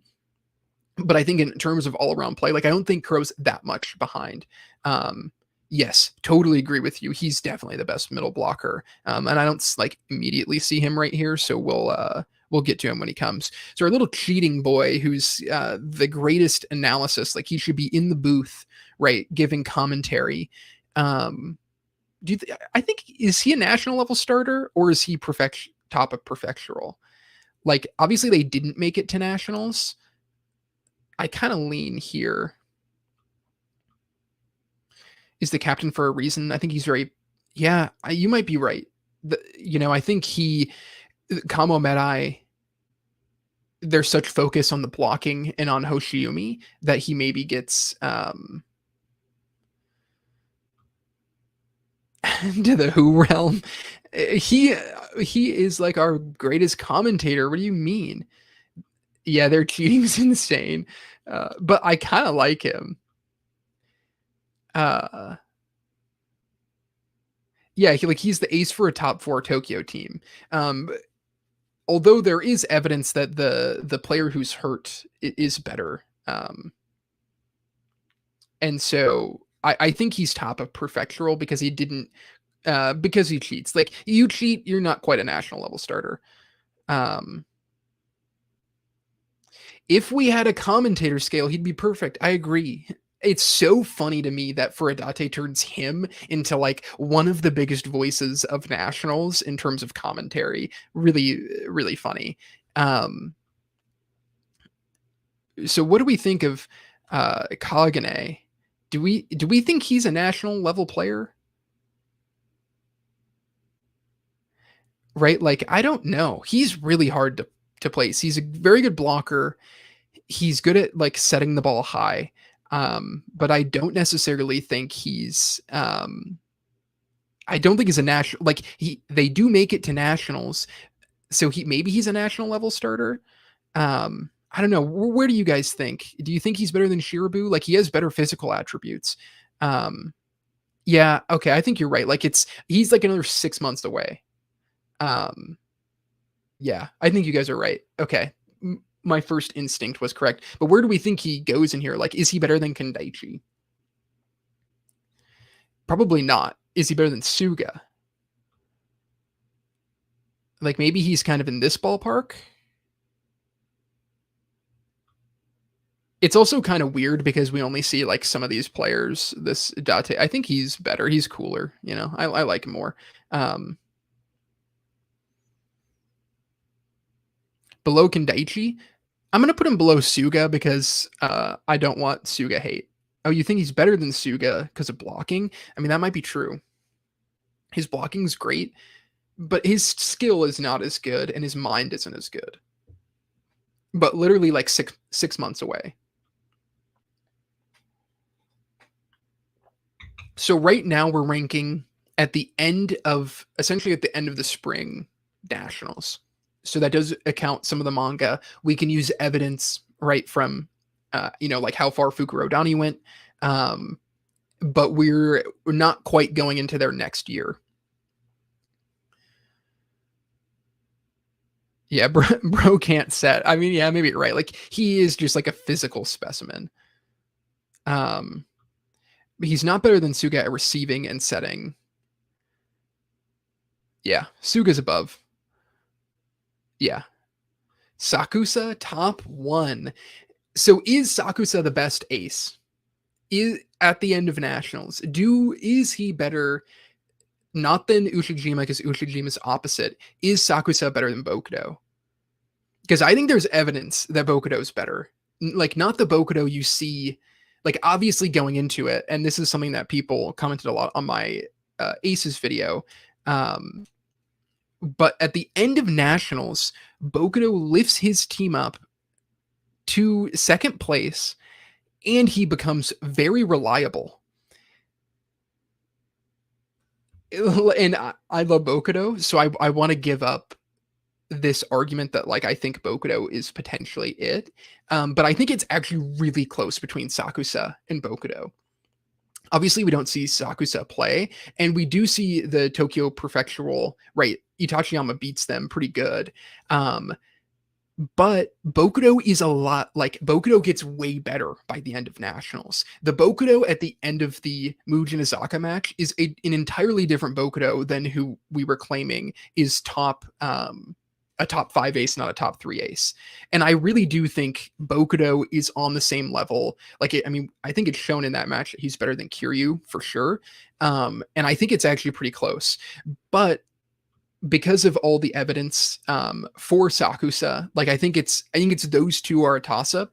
Not counting Uchijima because he plays opposite. Um, and then so I'll go with y'all for Sakusa, and I think Sakusa is better than Atsumu. I think the two best players at the end of nationals, not counting Uchijima because he wasn't there, is Sakusa and Bokudo out of the players that we are talked about. I think it's a toss-up, and I might put Bokudo above him. But Sakusa does have the added spin, but Bokudo's precision and power is absolutely insane. But we do have evidence that Sakusa is a little bit better on the defensive end, and so I think that maybe Sakusa slightly gets it. But also yes, I totally agree with that. Sakusa better than Ushijima too. I don't know if that's 100% true. Sakusa is also hard because you don't see him play at nationals. But also we see Sakusa and Bokudo play on the same team, and okay, maybe you're right. Let's put Sakusa. Let's move Sakusa down to here. You guys are convincing me. I love Bokudo. If we're counting receives and stuff, then maybe Sakusa, but Bokudo is Mr. Sunshine and Rainbow sometimes. I do think the evolution of Bokudo in third year, if you're taking that version of Bokudo versus the version of Sakusa that lost at nationals, I think you lean Bokudo. I think Bokudo is unbelievable. And so I'm gonna keep Sakusa number 1. Yeah, sorry. Sakusa's second year, but Bokudo's third year. Bokudo has more strength than him for sure. I don't know how their setting is or their serving. Okay, all right. I'll put him back. But I honestly think it's a coin flip, and I think it is post time skip too between those two. This is a who. He's fine. Is he better than Kunami? I don't know. Sakusa has more wrist. I mean, that's very true. See, but this isn't true by the end of nationals. That's the difference, is that it isn't a situational thing for Bokudo after the Mugen Izaka match. When Bokudo gets a hold of his emotions, he becomes super reliable and the best. So I really think it's a toss up. Bokudo is a more likable character, and we get more of him, so there's a little more evidence, but I really do think it's a toss up, and you see that, they play on the same team together eventually. Yeah, better mental, but not. Yeah, I'll give Sakusa this current state, but I definitely think things potentially change. This guy was pretty good, right? He's a national level starter. He was pretty good for them. Or is he top of prefectural? Some of these ones are kind of tough where we see him a little bit. So do we think this guy's a national level starter? I mean, he obviously is starting at nationals, but do we think they're not a great team? And he wasn't the best player. Their other guy was a little bit better, wasn't he? So is he prefectural? He is. You think his blockouts were great? Okay, yeah, I'll agree with that. Some of these players on the headband teams, Kiryu is really interesting. I think he's definitely top 5. Do you think he's top 3 or top 5? Here's the question: is Kiryu? I mean, he's definitely better than these 3. Do we think Kiryu is better than Hoshiumi? And Hoshiumi is coming up, so we can like get into this discussion. Right. Like let's move a couple of these over. These are the interesting ones to discuss. You think he's below Sakusa, below Bokudo for sure. Is he better than Hoshiumi? Like that's the close one. Um because he's definitely not better. Is Hoshiumi an opposite? That would make things really easy if he is. Um so can one of you guys check on that? Who's better because or is Hoshiumi an opposite or is it the he might play opposite. I do think Hoshiumi is actually better overall, but Kiryu's technique and form. So let's put him up here for now. Like it's really, really close. Um, it's a toss up between those two, honestly. Um, but but yeah, it's really, really close. So and then I don't know for sure, but we're talking about positions he's opposite. Okay, well then let's consider Hoshiui an opposite, so then we can both because they all are deserving of being in this top three at their position. So Kiryu is honestly the best of all of these players at this point. If I can get this thing to work, uh, and then Bokudo is definitely like the top. Yeah, Hoshiumi's incredible. Like he's incredible, and I actually think I would take him slightly over Kiryu. Like Kiryu's ability to hit any spike that comes his way is really phenomenal, but Hoshiumi elevates Kamo Medai to like an insane level. No way Kiryu's better than Kageyama. Um, I don't know. I feel like Kiryu's pretty insane. Hoshiumi, Kiryu, I mean Bokudo definitely is. Um, so Hoshiumi, so that is what I originally thought, but I feel like for this, I feel like I would feel bad if Hoshiumi, Kiryu, Bokudo are all not considered here because they all are a level above like Osamu. So I might cheat a little bit and put Hoshiumi here. Um, this is my thinking on it initially. Is that definitely Bokudo is better and then Hoshiumi, Kiryu, and then Kageyama. What do you guys think? Do you think this kind of makes sense? I know Hoshiumi and Kiryu maybe is a toss up. So it seems that Hoshiumi is not an opposite, but I'm going to kind of treat him as one and cheat a little bit. Unless you guys really want me to not, and then I can make a hard decision. Um, you could really argue Kageyama for number one. I mean, I definitely don't think Kageyama's as good as Bokudo by the end, but he is incredible. I don't think Hoshiumi's better than Bokudo. Like, I think Bokudo is a better player at nationals, and they go further. And so I would put him slightly higher. I do think Hoshiumi and Kiryu is really close.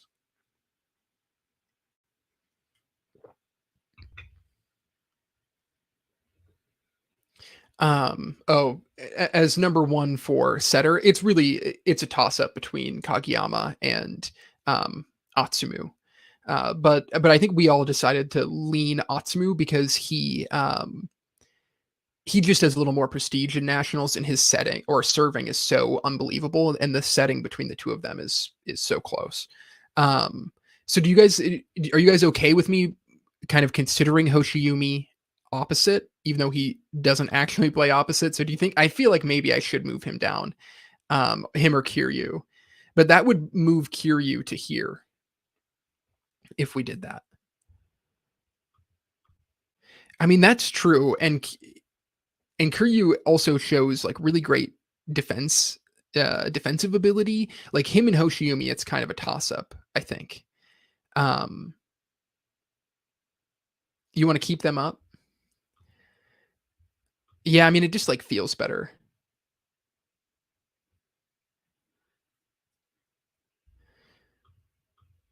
I mean, that is a very true thing. We don't really see Atsumu like he doesn't really get a moment to do where he shines blocking, where Kageyama does get a handful. Um, so that's very true. Um, I'm gonna leave it like this for now, and we can decide if we want to consider one of the wing spikers as an extra opposite, if because they don't really get a ton of love in the show. So like I think that's very fair. Uh, I do not disagree, or I do not agree that Atsumu is better than Kageyama even then, and I don't think there's a lot of evidence that thinks that they are. Um, that Atsumu is better than Kageyama post time skip. Like I think the evidence is totally in the opposite way. Um, this boy's like a low level starter, isn't he? Like some of these are like not super relevant. Um, he start because this guy is a bench player, so it's kind of like this. Like who even is a couple of these people? Goshki, I think is really interesting. Um, and well, that is very true. Yeah, exactly, exactly. But we'll get to that in a bit. We're getting near. Are we getting near the end here? Yeah, we've got just a couple rows. We can kind of fire through some of these so we can not get too bogged down into some of the details. Goshki is really interesting. Um, can you scroll so we can see the next character above the chat? Oh, yes, yes. Let's see. I'll get it like as high as possible. Yeah, I always forget that like sometimes the bubbles of the chat is like so big. Yeah. Can you see everything all right now? Does that look good? Uh Goshki's definitely a national level starter. I love Goshki and that could play a part into it, but he is like is he better? He's better than Tanaka, I think for sure. Um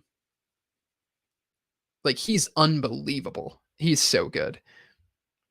Reminds me of when we first see Bokudo. Um right between Kita and Daichi. So you think he's worse than Tanaka? I feel like he's not. I feel like he's better. Like if Goshki was on Karasuno, he is starting over Tanaka. I think, no doubt about it. He's way too good. Um, I wanted to see a little more as well um, from Goshki. Yeah, I think Goshki's too good um, to put any lower, and I think Awaizami's just a little bit more polished. Um, Yeah. Yeah, I think he's better than Tanaka. Is he better than Awaizami? Like Awaizami is considered to be a national level ace. And so because of that, I think he's just slightly lower than them. This guy is just like a yeah, tricking Tsukishima and slamming it over a three-man block during camp is crazy. Yeah, he's unbelievable and is in the shadow of Ushijima, right? This guy is a professional level starter. I can't like quite remember everything he does in that match, so I'm gonna put him lower if you guys remember exact because he wasn't the best player on the team. That's this guy, and then there's one other which like I'm not seeing him on here. Maybe I moved him. So I feel like this is a fine placement. Akashi is definitely top five, and I think he's better than Iona. He's really really good, and obviously he is the setter for the second best team, in the tournament. So he's definitely top five, definitely better than Kenma, and uh, I think physically he's almost is like he's just like half a step below honestly the other great setters we see in the series. Um, Yeah, it is something that would have been cool to see. You think Akashi's better than Osamu? Honestly, I could be convinced of that. We had Osamu at national level starter. Honestly, I am convinced of that because he is like Inarizaki is a stacked team and they do not make it as far as they should, right? Post midlife crisis against Kiryu's team, he really stepped it up. So I agree. Yeah, I love that, and I think those two are actually pretty close. That's a good. I think looking at those two together is really good. Uh, this our boy, he is just a little bit better than Tanaka, right? Um, Yamato, is that his name? Uh, love him. Is he better than Goshki? We think. I think it's a toss up between Akashi and Osamu. I think the reason I'm okay with putting him above it is that Osamu wouldn't be like Osamu's a bit higher. I think because we are considering opposites. Um, You don't think he's better than Tanaka at nationals? What mic do I use? This is like or let me find that comment. This is like the Rode podcaster mic, I think. I got it like 5 years ago. Honestly, I would like to get a new one, but just need a little more cash for it. But I think it does the job well enough. Um, and it's a USB plugin, so it's like really easy to use. But I would like to like be able to adjust levels more with, as you all know, my Lisp. The audio can get like really annoying to edit and try to like figure everything out with it. Let's see. Is he the best defensive wing spiker? Yeah, I mean, he's really good. I think he's slightly better. I love how the community just came here and everyone shares opinions. We need more streams like that. Yeah, this has been great. I mean, like by far, this is the most people who've been in a stream so far. So thank you all for joining me and just like rambling on Haikyuu. Like this has been a great time. We still got a decent chunk left to go. Yeah, I think he's slightly better than Tanaka, even though Tanaka gets more focus. I think because he's on the protagonist team. But I think he's better. And do you think he might even be a better version of a Waizumi? I feel like he's not quite as good as a Waizumi yet, but he definitely will be. I mean, we obviously know post time skip, how high he goes. Yeah, Osamu does have a really good all-around game. That is a really good. I mean, being able to do the reverse twin quick is actually a pretty insane thing in Osamu's favor. I feel pretty happy with this ranking, and honestly, like Goshiki by far has the most potential. I think of, everyone not named Hinata in the national level starter. This guy is a who, but like we do kind of know who he is. He's definitely a national level starter. Do we think he's better than like Daiichi and Kita? Honestly, he might be. He gets some really great moments that the anime has cut out. A great all-around player for Fukurodani.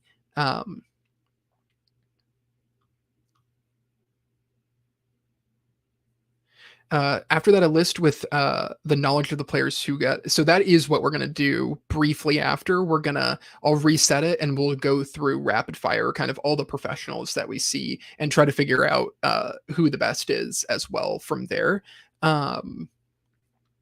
Yeah, like I think he's really good. Jack of all trades, master of none. Yeah, what a great moment. And that's not in the OVA episodes, is it? Like, and it's unbelievable. Yeah, he fits perfectly in that all-rounder. He might even be better than Daiichi. I feel like he is better than Daiichi, honestly, just because they go so far in nationals, even though Daiichi's like the leader and I love him. It is in the OVA. Do they? Okay, good. I do feel like they cut out a little bit though of his stuff. But that is one of the best moments from that match. Honestly, he's a really great character. The middle blocker, so he for Fukurodani, I think it definitely is suggested that he is like one of the best in the entire nation. It just is a bummer that Furodate doesn't really focus on him a lot. So like putting him above Kuro or putting him above Ione, I think he is better than them. And I think, obviously we know where he goes, but we don't get like a ton of seeing him play that well. And so I think because of that, it's really difficult. So we know he's really good. And I think like, is he better than Kuro? I think it's a toss up. And I think he really is better than Kuro. What will happen with the Fukurodani versus Mugen Isaka match in terms of being animated? I love that match. And I don't think it'll be animated. I think the best thing we can hope for is OVA episodes for it. Hopefully that's something that they do, because I don't see them fitting it into, like, it doesn't seem like they have any inclination to make it like a 2-hour and 40-minute film. And that's really the only way we could fit that into it. So I think OVA, and I agree with Himi. Am I saying that right? I hope they make it into an OVA or I'll burst into tears. I agree.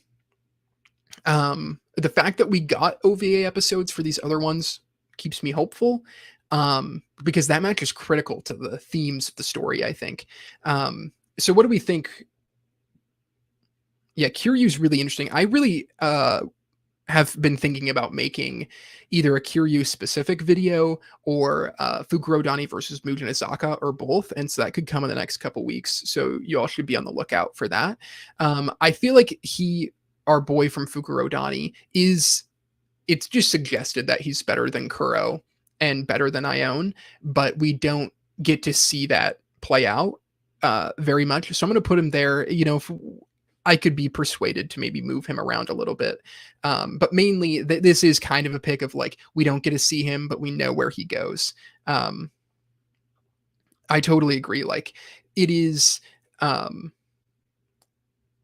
It is such a great match, and I really hope they don't screw it up, because if they do it justice, like say we get a couple of OVA episodes for Fukurodani versus Mugen Izaka, and then we get like a 2-hour version of the match, like they'll be able to do it well, and it'll be the most brutal theater experience I've had in a long time.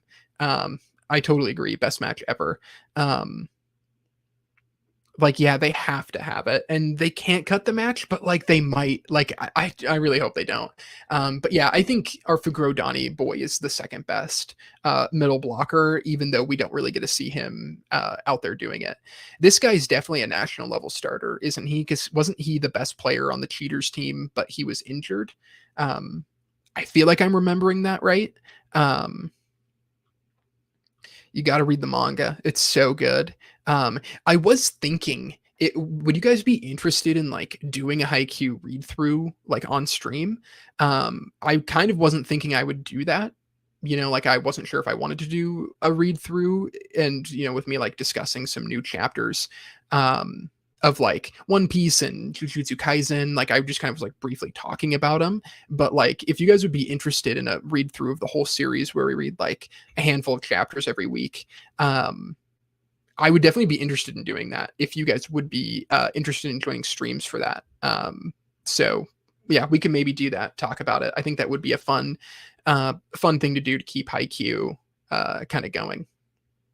Yeah, so that's a possibility. Like I want to stream more, and like streams with like this many people is like so cool, and like seeing the chat go so much. So if you guys would be interested, let me know. I think the biggest issue is they Noah post time skip arc won't do well for the box office, but damn, a man can dream. Yeah, I'm so worried they're going to attach both of them, and if they do it in under 2 hours, like it's not going to work.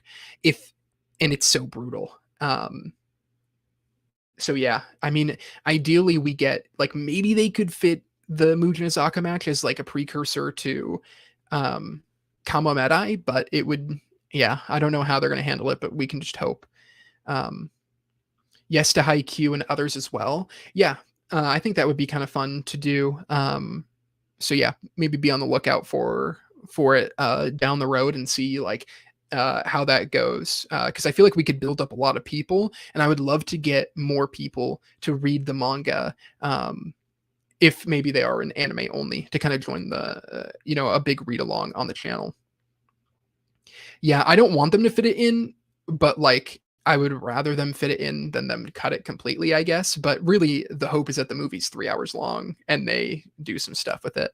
I think a lot of the Fukurodani players are national level. Honestly, I think he's really good. I think he's a little bit worse. I mean, it's hard, so you don't get a ton of evidence for some of these characters. So I'm going to put both of these like above Nekoma.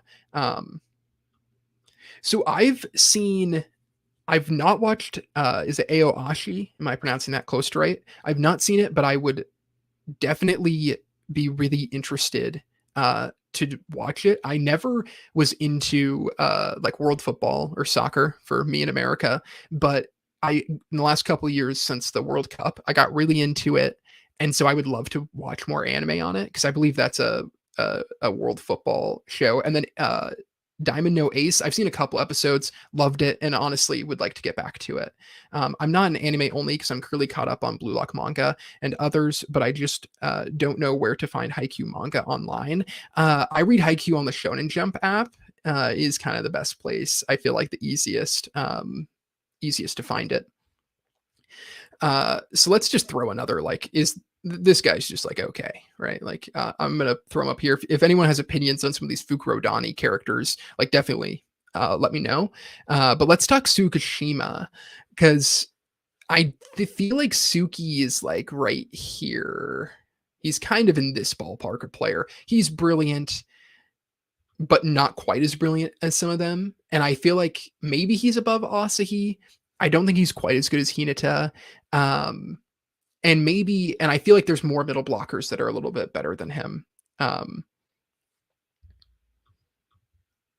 Aoshi is great. It's like constant vibes of MC being big fish in small pond. Yeah, that sounds great. Honestly, I definitely will maybe suggest that to patrons and try to get that to do a watch along. How many episodes is it? Because the watch alongs I'm trying to do, trying to suggest series that aren't like super long, so we can like do it in a month. But that could definitely be something interesting. How do you guys feel about Tsukishima? Like, I don't think Tsukishima is as good as Suna. I don't think he's as good as Hinata, Kuro, Fukurodani's middle blocker that I keep forgetting the name of, and Hiragumi. Oh, 24. That would be really good. I believe he's above Asahi. Okay, well then that 24 episodes, that makes me really likely to watch it. So if you guys are interested, like, also check out Patreon. Maybe you guys could join me for a watch along. Manga's much better though. Yeah, well maybe so often I'll like watch anime first and then go read. I feel like I'm lean Asahi slightly better because of his play against Kamomedai. Like, Asahi reaches another level in that match, and it's just a bummer that's the end of his career. Like, if he was a second year and he reached that level, he could have maybe become like an elite ace, honestly. That's kind of the feeling I get with Asahi. Ushijima, uh, I think, is the number one player still, at the end of nationals. Like, his presence is so unbelievable. It's not like Sakusa makes it that much further, like that far into nationals. In compare, I guess he does. He makes it top 8, right? So that is pretty far. But Sakusa does have an unbelievable team, and yeah, Uchijima's the best. I think what's interesting, and something we'll get to in a little bit, is um, where he is post time skip. But I think that's a decent place for Suki. If Asahi had more time to master his serve, he would be over Aaron. I think they're actually really close. And closer, I actually think the way that they're depicted in the manga is a bit closer than maybe what the reality is, of those players. I feel like this is a prefectural starter. Like, he's like fine.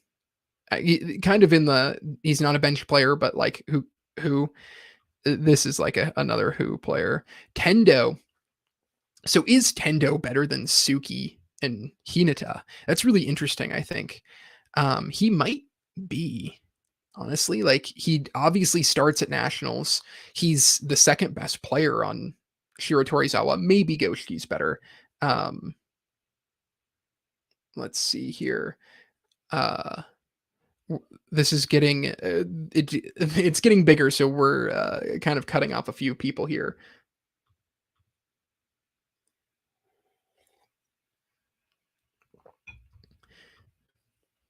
Yeah, I think Tendo is slightly better than Hinata, but Hinata at the end of nationals, though, kind of a toss up. I feel like Hinata maybe is actually slightly better than Tendo. Tendo's a little too unpredictable.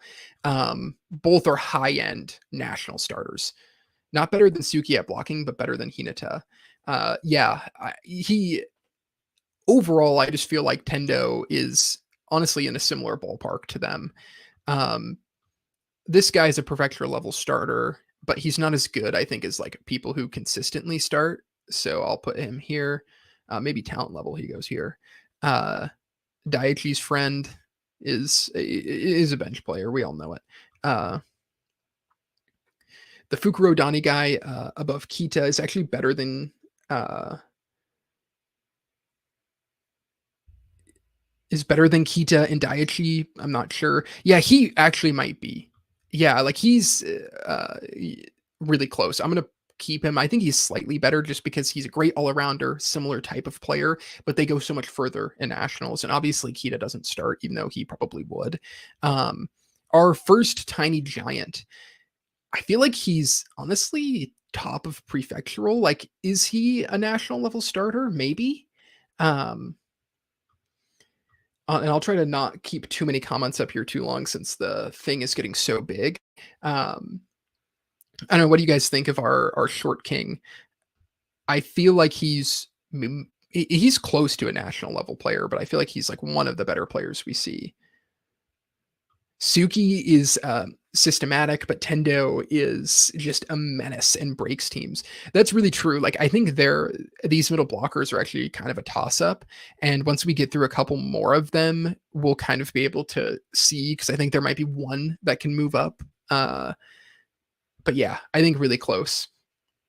Hinata's offensive game is so overwhelmingly good, and his defense is not such a liability that I kind of consider him as national level starter. This captain's a prefectural, like he's an all right player, right?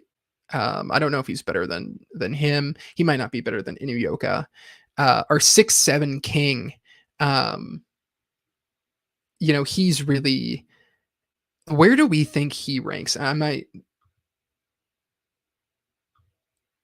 Yeah, he relies on blockouts to score a lot. Yeah, that's definitely interesting. Um, where do we think our 6-7 boy is? Because like in terms of raw physical ability, like he's like up here, but in terms of skill and like he's probably like a bench player to prefectural starter near the bottom. I feel like he becomes a great player, and we know that. I think right now, like where would we take him? Like he's kind of in this ballpark, I feel like. So you think he's a little bit higher on this list? Starter in the middle? Yeah, that's kind of what I think. Like, I don't know if I would put him, I don't necessarily, even though this boy doesn't start, he's so good all around. Like his all around game. So yeah, he's similar, but I feel like he's not actually quite as good as Kagane.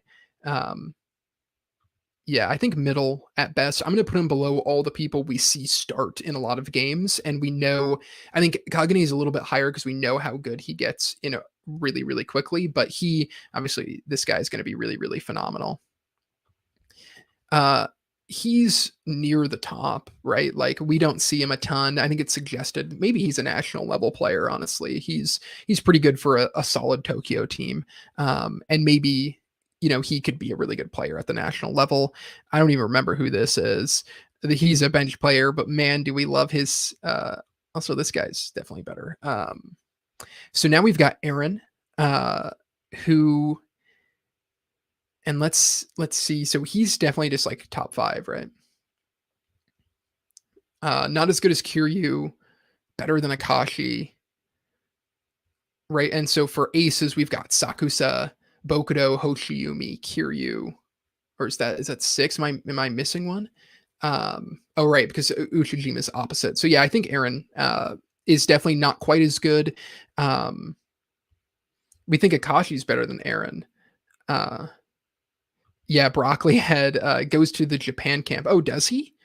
Like he went to, so maybe he's a national level starter. I'd feel good putting him at national, like maybe put him here. He actually might even be better than that. But there's just like not a ton of evidence. Is this? Oh, he does. You're right. No, he's really good, isn't he? I'm totally mixing him up. He's because he is at the, or is he the one who's with Kageyama and their pals? Or am I mixing who he? Yeah, he talks to Kageyama, so he's definitely good. He's actually a top end national starter. Like we just don't get a ton of him, so I'm gonna put him like right here. Do we think that's a okay placement for him, or do we think he should be above like Asahi? Because he's a outside hitter, right? Um, yeah, I think that makes sense for him. I always forget that. Yeah, uh,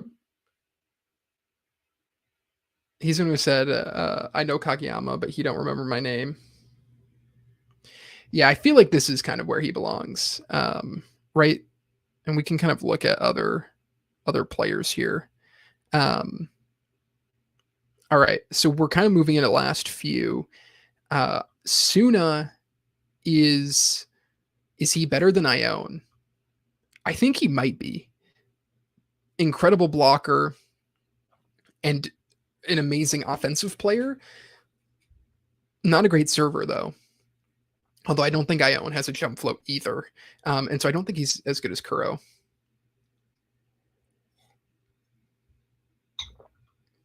Yeah, that is a good question. Honestly, I think Osamu might be moved up based on positionally because opposite is such a weird position where it's like there's not a lot of opposites. And obviously that's how we're fitting Ushijima and Sakusa.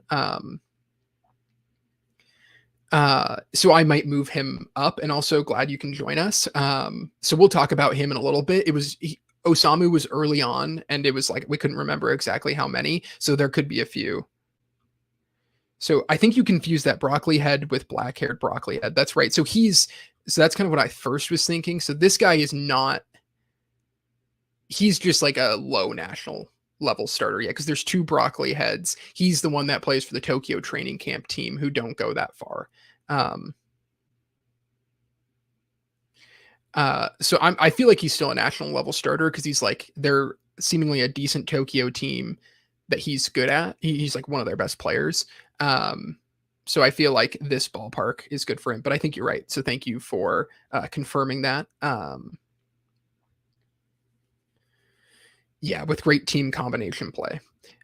Is Suna the one that can spike at any angle? Yeah, he's the one who like, has that can hit really, really difficult angles. Yeah, Karasuno copied them. Yes, okay, I'm totally dialed now with you. And so I think that's so I think he definitely that's kind of where this broccoli head boy belongs. Like he's a very good player, even though we don't see a ton of him. And so I'm going to throw. So here's the other middle blocker for Mugen Azaka, who I think is definitely like their third best player. And so he's definitely a national level starter, but I actually think he's worse than Suki. I think honestly, I'm going to put him like around this ballpark, maybe below Kita. Like just very solid player, very good middle blocker. Hey, Ian, thank you for joining in the chat. Glad to see you at another stream. And so right now we're scaling it to the end of the Spring High tournament, so kind of where players are at the end of their first year. And then we will do a little post-time skip discussion for a little bit after this because we're pretty close to the end here. And so there still could be some movement here. So Osamu can hit pretty well. His jump serves were difficult for Noya to receive underhand. He can set, he can do a minus tempo. Yeah, I mean, he is really good. I think he is worse. I think Aaron's a little bit of a better player, but if we're taking opposites into consideration, then I think he will get moved up here in a second.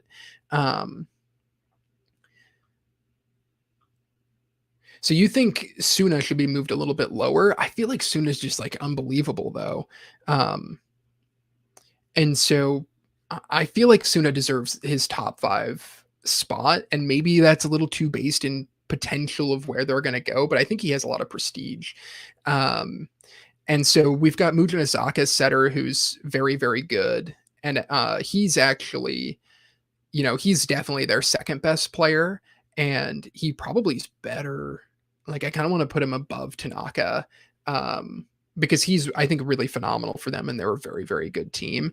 And I think he's one of the better setters that we see. Yeah, I like putting Suna in top 5. I think Suna gets there because like maybe he doesn't have like the soul crushingness of Tendo, and he's not as persistent as Suki, but he is way better offensively than both of those two. And so I think because of that, that's why I lean Suna above them. And I actually think Suna's slightly better than Ione because of that. By far, the middle blocker that we've been like slow rolling is Hiragumi. I'm going to put him at the bottom of like the best at their position because just because of what he doesn't like go on to become in the same way. But he's, unbelievable. The setter is better than Goshiki and Waizumi. Okay, I can definitely see that. So I'll agree with you there. I think it's a toss up. But isn't Kita better than Daiichi's gem float? Yeah, that could be. The reason we put Daiichi at number one is because I do think his defense is a little bit like Daiichi's an unbelievable defender. Kita's a good defender, but I think just the amount of information we see from Daiichi throughout is the reason that I put him by slightly above Kita. But Kita is a better server, and he is a little bit better offensively, but we did mention that Daiichi does score right past Kita, which is pretty good. Why isn't Kuro better than is it Hirugami? I feel like I've been mispronouncing it. I think he's definitely the best middle blocker in the series. He's a great offensive player. He's dominant defensively. I think he's kind of clear cut better, where Kuro's not quite as good as him. Is this also post time skip? Not quite yet. This is the end of nationals, but post time skip's really soon. Yeah. Daiichi's right here. He's kind of in the middle of national level starter, kind of in this all around good player section with the Kita and our boy from Fukurodani. So now, there's a couple of players like, is this the Libero for Inarizaki? I think it is. So he goes pretty high up here. He's definitely, honestly, like he's like right around here. I think he's a phenomenal player. I don't know why they don't have an anime image of him. Like some of these like look so bland. Yeah, he's really good. Do you think he's better than Suna? I feel like he's not quite. I feel like I lean Suna.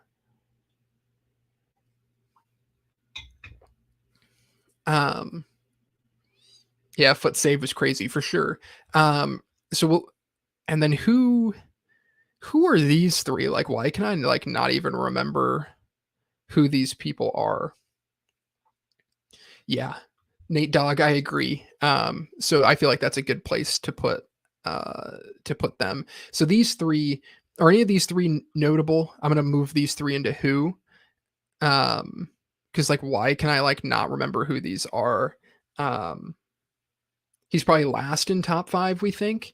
Yeah, maybe that's a good point. Well, I feel like okay, I'm down with that. There are other Inarizaki players. Oh, that's right. Oh, I totally remember. So he's kind of a like high level bench player, isn't he? And then these two are starters. Yeah, weaker version of Bokudo. Okay, Ian, you're right. I better make the move. We've seen her play. We know she's top tier. Number 1 player. Yeah. But yeah, these are starters. Yeah, they're like solid players. I mean, they honestly might be national level starters. Yeah, it's weird that a couple of these Inarizaki don't have anime images. Let's see. He's actually pretty good. He's definitely a national level. They're both probably national. Do we think they're both national level players? And then, like, I feel like he's pretty good. He's kind of on the level of some of these Fukurodani players. So I'll kind of put him. I don't know. Does that kind of make sense?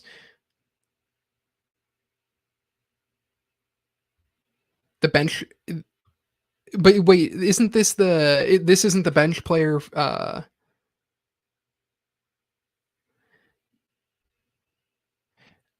Oh, that's the guy.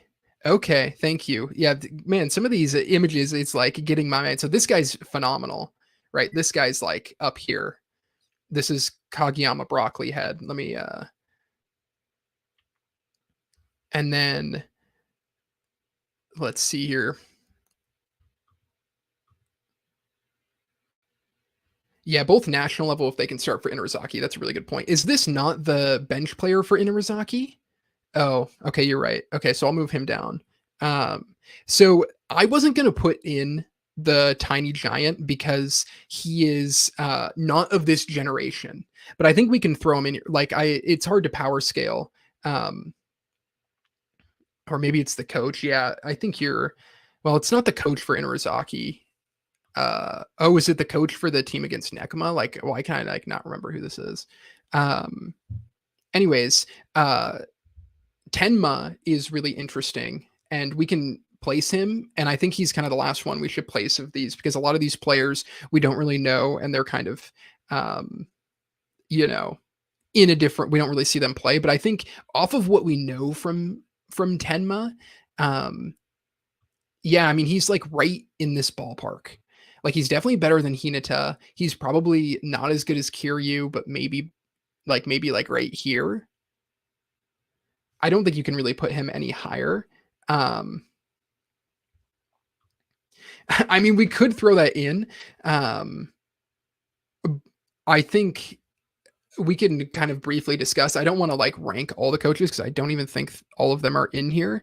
But we can talk about who we think's best, which I think is the Kamo Medai coach.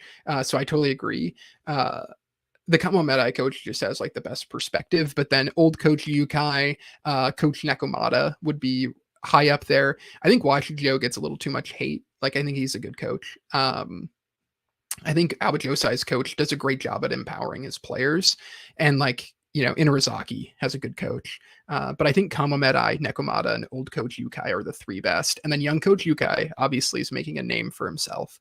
So this is kind of how I'm feeling about the list right now before we talk post time skip. I think Uchijima is clearly the best player at the end of Nationals still.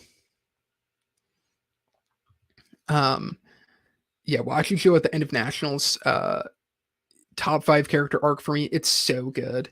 Um, well, thank you for joining. I really appreciate. I mean, we have so many people in here. It's so awesome to have the chat popping off like this. I feel like we've got a good list. Is there any like? Does anyone before we move on have some really like? I disagree with where this character is put. And want to hear reasoning from me. I think, because we're looking at opposites here, I do think we can move Osamu up. And maybe like, do we think Osamu's like good here? So you disagree with Kemma. You think Kemma's too low or too high? Because I think, like, what setter do we put above Kenma? If that, like, I definitely don't think the Mujinazaka set is better, but I definitely think Akashi's better. So like maybe we could move him a few places. But I feel like Genma's pretty good there. Um, why is he below Lev? Honestly, I feel like there is no reason. Do we think he's better than the Inarizaki player?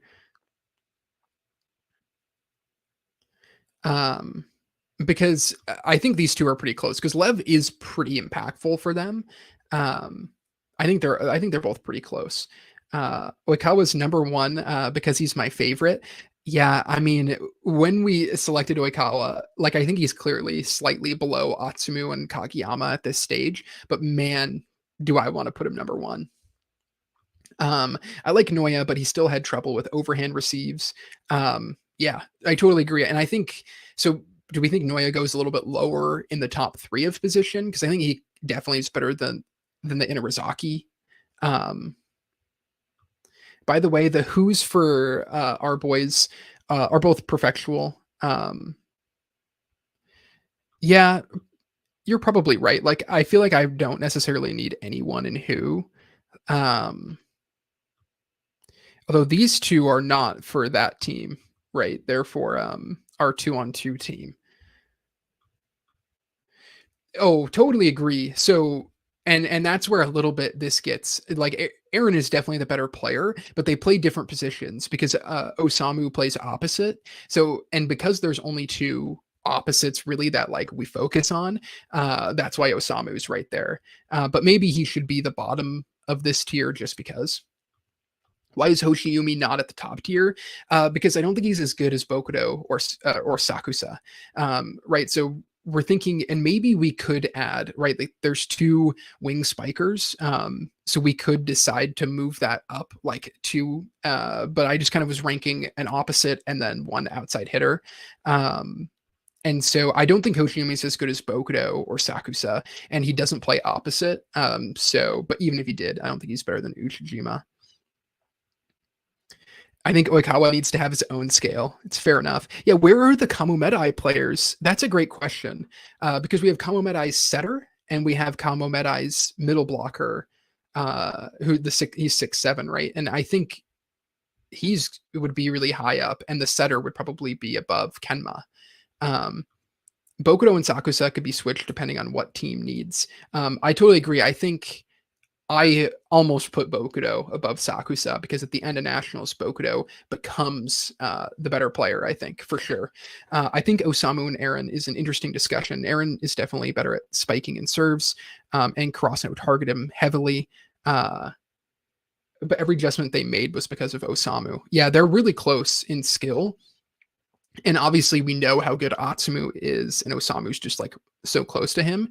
I would take Aaron if it's just like a raw, like I need to pick a player on the board, but I don't think they're that far apart. But Osamu gets higher up on this list because of his position. Is this your pick for best team in Japan that year? Yeah, this is kind of who I think are the best players. Yeah, at the end of that year of players that we see. So there are a couple of notable players that aren't like in this tier list. A couple of the Kamomedai players, and then Itachiyama's setter, who granted we never see set. So I mean, I feel like pretty good about this list. Bokudo and Sakusa are really close for me. I think Yaku and Komori are really close. Kuro is like I think it's a pretty good spot for him. Kageyama, is not that far away, I think. And Hinata overall. Well, thank you for I'm glad you all enjoyed the stream. And yeah, should we reset this and just try to fire off a couple of the post time skip rankings, and we'll just kind of like do that pretty casually and just throw some of these back in. And I feel like that's what we should do. So here's the final kind of ranking. Yeah, I mean, I feel like it's pretty close. Obviously, outside hitters are so stacked, and obviously the best position. And you look at Hinata, Tendo, Asahi, our broccoli head boy. I think that's who that is. Is it just going to be the pros? Yeah, I think we'll just kind of go through people that we've seen play post time skip and see how good they are. So let's reset this. And do I go down to reset it? All right. All right. Well, although we lost our tiers here, so do we want to do the same tiers, or do we want to do something slightly different? Because this is just a character tier list that this is based on. There we go. Top one at their position is this one. Different tiers. So what do we want? Do we want to do what I just made though? Like the best. We needed Hinata's sister, like the cuteness tier. No. What do you guys think the tiers should be? Do like 1-5 for each position? What do you mean? Like do just like 1, 2, 3, 4, 5, or do like are you thinking just like the best player at the position, the second best player, the third best? Oh, I'm not typing all of a sudden. Top 1, top 3, top 5.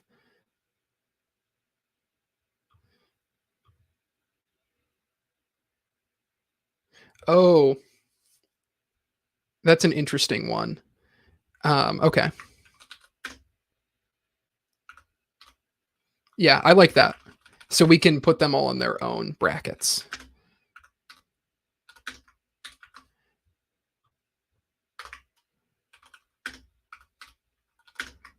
Oh. We'll do opposite next. Yeah, do you guys think this looks all right? Then we'll do top 1 through 5 middle blocker, and then we can just add more. I mean, really, this could just be, I could have just put positions that would have been a bit cleaner, but we'll leave it at like this. If we need to add it, we can make it a bit cleaner in a little bit. I'm not missing a position, am I? Libero, middle blocker, opposite, outside hitter, setter. Let's delete some rows so you guys can see.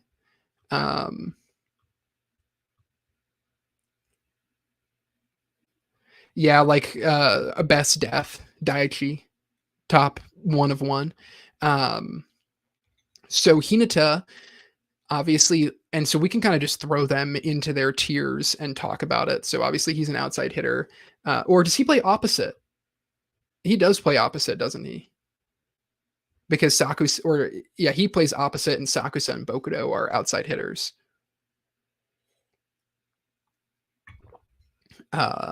Yeah, that's right. Kageyama.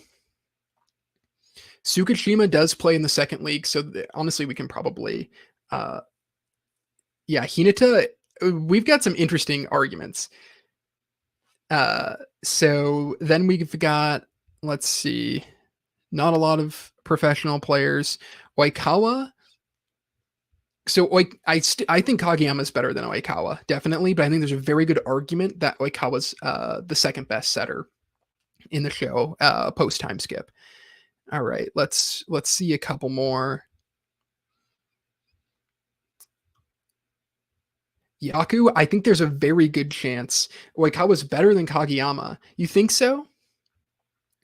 I mean, like, we don't get a ton of evidence either way, because like we only see like a page of them playing against each other. But the fact that Oikawa is starting for Argentina, and Argentina, as we know, is like the better country overall, in the real world for volleyball, typically, history wise. And so that is like a huge gain in Oikawa's favor.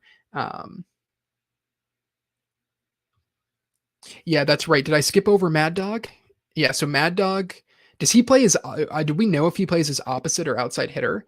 I stand by my man Atsumu. Yeah, unfortunately, I do not necessarily stand with you there. We're a post time skip fully. We're just going to kind of talk professionals. So Mad Dog does play opposite. Okay, I'll move him here. He's obviously no Hinata. Yeah, I don't know if anyone wants to can confirm that. What position Mad Dog plays. I mean, he's going to be the bottom or near the bottom of whatever one he plays. All right, so let's add a couple more. We're just going to throw in pros here. So Bokudo, I think there's a lot of evidence that Bokudo is the best outside hitter in the series, and I feel like I lean to him. And we can get into the Oikawa Kageyama debate too a little bit more as we, but I feel like a big part of the story is that Kageyama is so dominant, and arguably the best player. We got our middle blocker here, and he's definitely better than Tsukishima because he's playing at a league above him. So he's fantastic. I'm just kind of grabbing players as I see them. Where are some other professionals? Ushijima. So Hinata is better than Ushijima, I think, by the end of the series.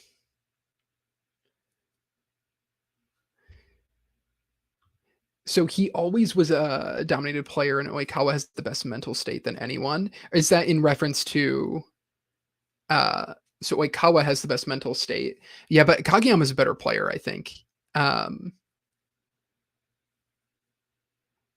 Like, I just don't think Oikawa is shown to be as good. Yeah, I'm just kind of throwing in the top fives might be a bit misleading. I'm just throwing in anyone who plays professionally, and then we'll kind of power scale throughout. So if they don't play professionally, it's kind of hard to have any idea exactly how good they've gotten, but since Suki and since Mad Dog are playing, like, of course they're not going to be top five because they're definitely not top five in what we've seen. But yes, this is the end of the series. Hinata is better than Ushijima. And so, and here's the evidence for it is that in the start of the Argentina match, um, it is Ushijima is on the bench and Hinata, Sakusa are both starting. And I don't know, I can't remember exactly. I think it's Bokuto who's the other one, but the fact that Hinata is starting over Ushijima in that match, I think totally confirms that Hinata is the better player at this point in the series.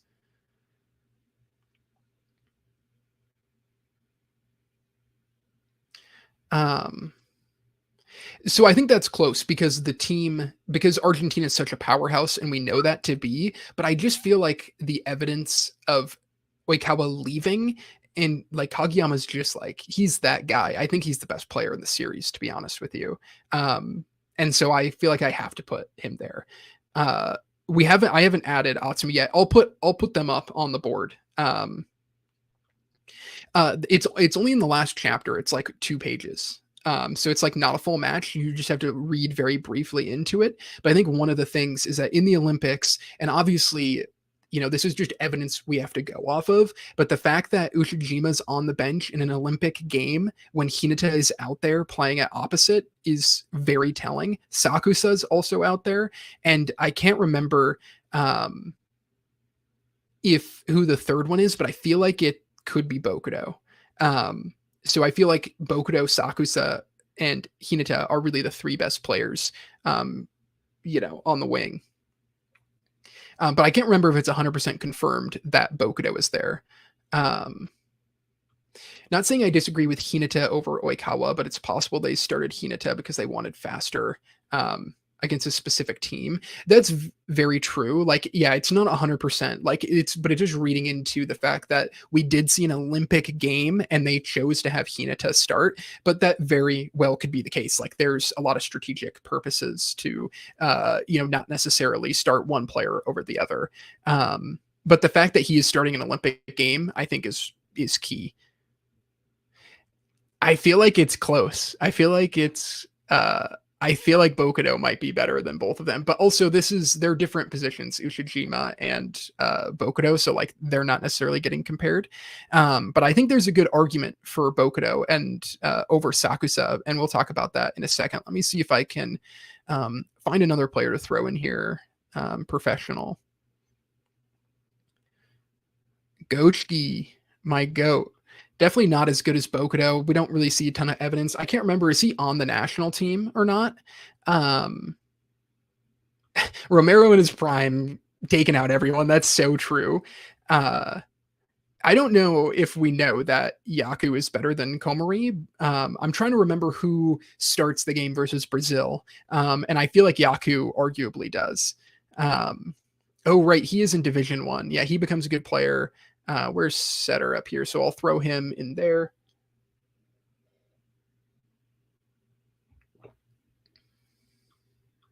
Would Oliver Barnes, I feel like we just don't see enough from him because he's just kind of like talked about as this great canon.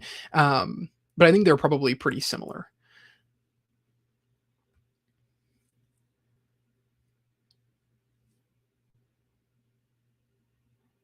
Bokuto is on the team. He's the center behind Kageyama and Hinata. Yeah, but does he start that match? Because we see Sakusa receive Oikawa's serve. And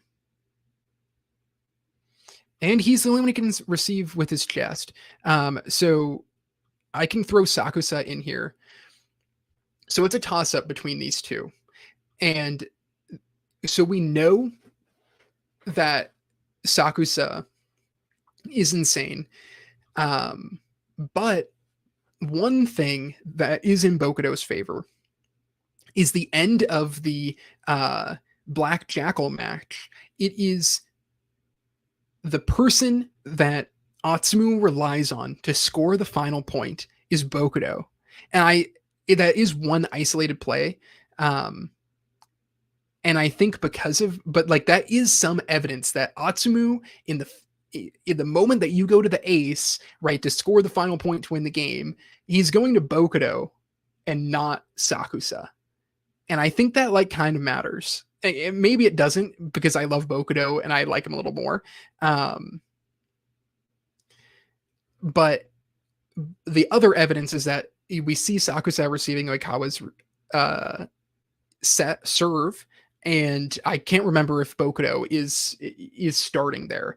And yeah, they're on the same team, and Bokudo feels like he's more of the ace than Sakusa. And I feel like that is in Bokudo's favor. Like we're splitting hairs between how good these players are. They're both incredible. They both have slightly different, things that make them really great, where the spin that Sakusa puts on is phenomenal, but also the power that Bokudo has is way better.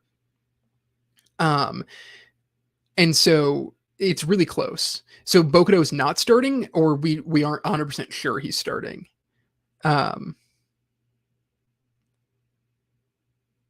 And KD doesn't start for the Olympics. Who's KD? Why am I not forgetting who KD is? Kiryu?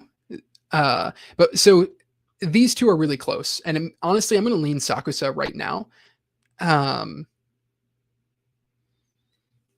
And so, and also, are you referring to nationals? What chapter is nationals or Olympics? Because Olympics is the final chapter.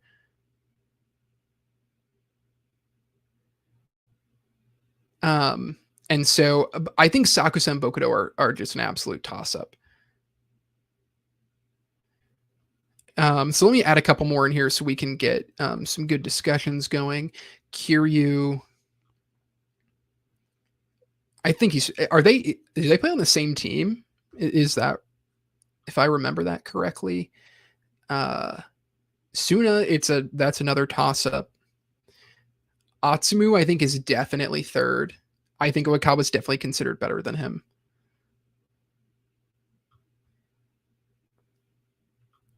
Oh, yeah, but Kevin Durant didn't start more because he was injured at the start of the Olympics, right? And did he start by the end? I can't remember if he started the final game, but that's I think that's more the reason why. And also, like, Steve Kerr likes shorter players.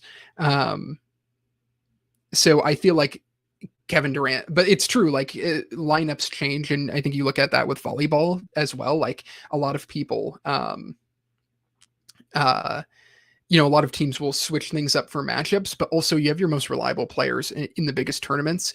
When it's so close, I don't know if you're flipping. 2M guy is starter with Sakusa. Which guy is that? Our boy does make it to professional. Is he opposite or outside hitter? Yes, Aaron definitely should be. Where is he at? Yeah, he's phenomenal. Yeah, our number one libero. Definitely right there. Or no, he's not an opposite. Oh, right. The guy from Kamo Medai. Okay, well then that definitely I think is evidence that that Bokudo is below Sakusa. So I think that's a great point. Yeah, so Aaron's up there. I think Aaron I still would put behind Kiryu. Like we don't know a ton. Hoshiumi, yeah, where's Hoshiumi at? Our GOAT. So do we think so Hoshiumi, and he doesn't play opposite. I feel like we can put like Hoshiumi here. Like he's brilliant. Hinata's better though.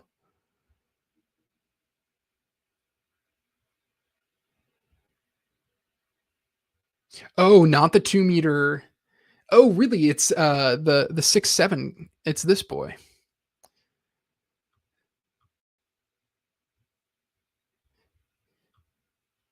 So he starts. Is he a middle blocker? What position does he play post time skip? Yeah.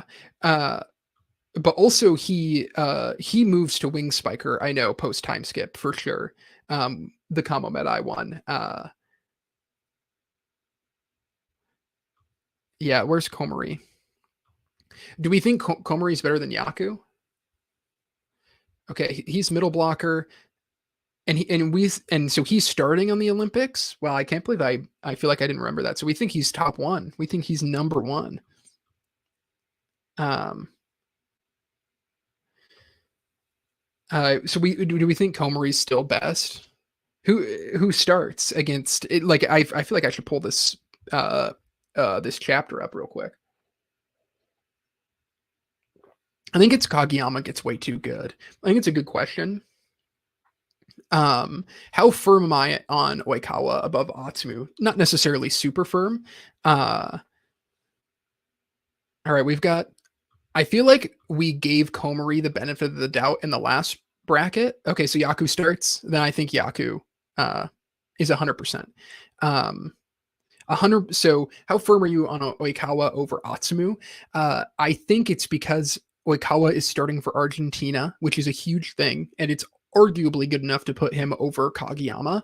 That I think he is above Atsumu because he's starting on a powerhouse volleyball country, and so I think versus Atsumu, who isn't starting over Kageyama, and I think the difference really is that Kageyama over Atsumu, it's just his innate talent that really outdoes it. So that's why I have him there. Let's see. Am I missing any other national or professional players? Like, let me skim through here. That is like on this list. And then we can rank them by position, and then we can also rank we could rank to see who we think just like the best player in Haikyuu is or ends up becoming. Because I think that is definitely interesting. Yeah, I think this is mainly the ones, we're missing a couple maybe Kamo Med people, like their 6-7 player who's really phenomenal. But yeah, I feel like this is pretty good. I feel like I feel good about this. We don't get enough. He doesn't. He becomes a vet, and he decides not to play. Unfortunately, he would have been up there. So I think this is a pretty good. Fukuro Dani's 3. Oh, he does play? Is that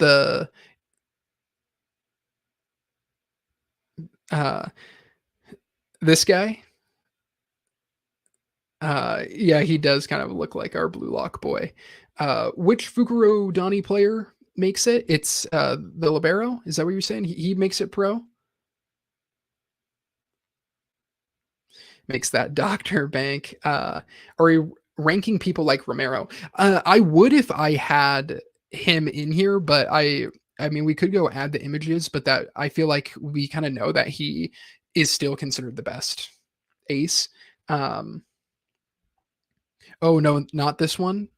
So not this guy. Not the all-rounder. He makes it professional. I feel like I thought none of them did. You're right. Hinata's sister does. Like, what am I doing here? Oh my god, I just dropped our boy. Why did I forget that he makes it professional? And he's an outside hitter, isn't he? No, I don't think he made professional. I thought it has to be, you have to be talking about someone else, because I'm pretty sure he isn't he at the bar with everyone. Maybe it does say that he's like a low league team and I'm just forgetting that, because that could be the case.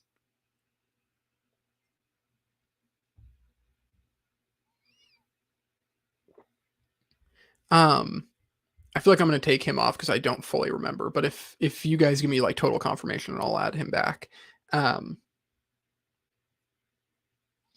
So Proven Ranger, do we know what levels of various Olympic teams are meant to be? Like, is it really covered at all? Like, not 100%. Like, we're totally guessing here with some of these and trying to figure it out.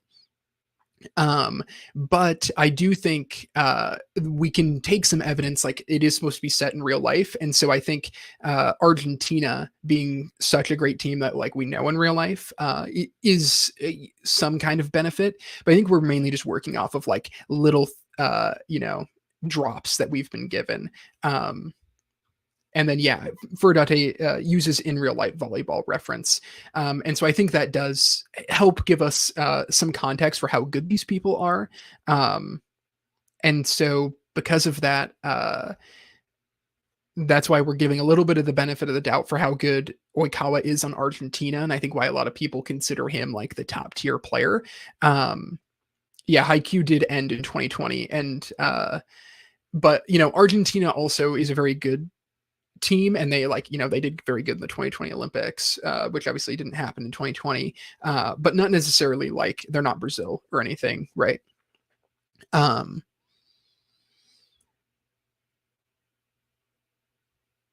and so yeah, so I feel like this is a pretty good list. I think Bokudo and Sakusa are really close, and I think they're both a step up from Hoshiumi, Kiryu, and Aaron. Gochi, we don't really get enough information, but I think potential wise, like he could be a little bit higher. And then it's really cool that our boy makes it professionally. Obviously, we're talking like Mad Dog and Suki, who like don't go up, super high, and and Hinata, I do think because he's starting at opposite for the Olympic team, I think he gets the nod over Ushijima. Um, and so I feel like this is a pretty good list. A lot of them are really close. And I don't think I'm missing like anyone super obvious. No, I think Goshiki was a top is a Division 1 player, or League 1. Also, I think they said Oikawa's idol was Argentinian and was one of the best players in the world. So they have players at the top of the world. Cannot be a weak nation. Yeah, like Argentina is definitely very good. They're not necessarily the top. Yeah, we don't have some of the Kamo Medai images, but he's definitely up here, and he moves to outside hitter. We're also really full on outside hitters, so we don't necessarily, although he might play opposite. But yeah, let's rank all of these in terms of like who we just think is the best, right? Like let's try to go like who's the best overall player.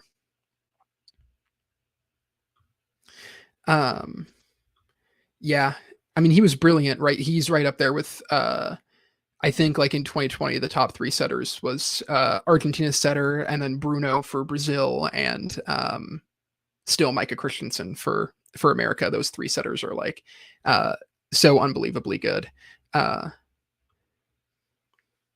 so is it so? Yeah, Gochi does play same team as Kiryu. That is what I thought. And I feel like if we got a little more evidence, right, we could maybe power rank them a little bit better. And then so the middle blocker that starts for the Olympic game, is it the Kamo Medai giant, or is it our giant right here? Yeah, that's fair, but I feel like Kageyama is like a next level talent, you know?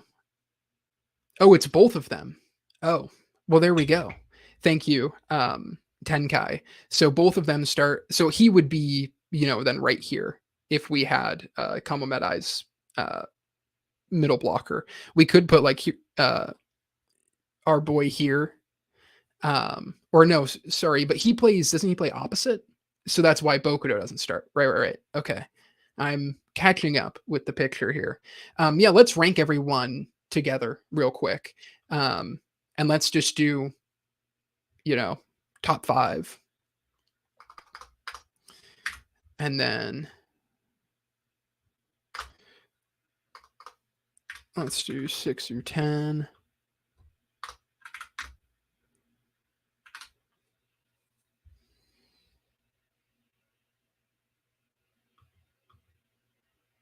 It looks like both tall guys, Kageyama, Hinata, Sakusa, and Hoshiumi. Oh, so Hoshiumi starts. That's interesting. Let me see. I feel like I should pull this up real quick. Let me see if I can get it up. So then everyone can kind of see it.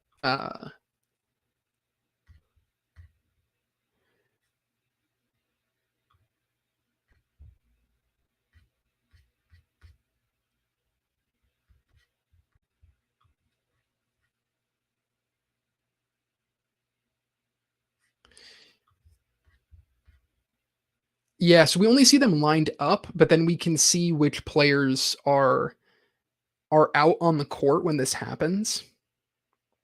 Yeah, but there's not a ton of evidence either way. because so here, I'm getting it up, and now let me, share this screen.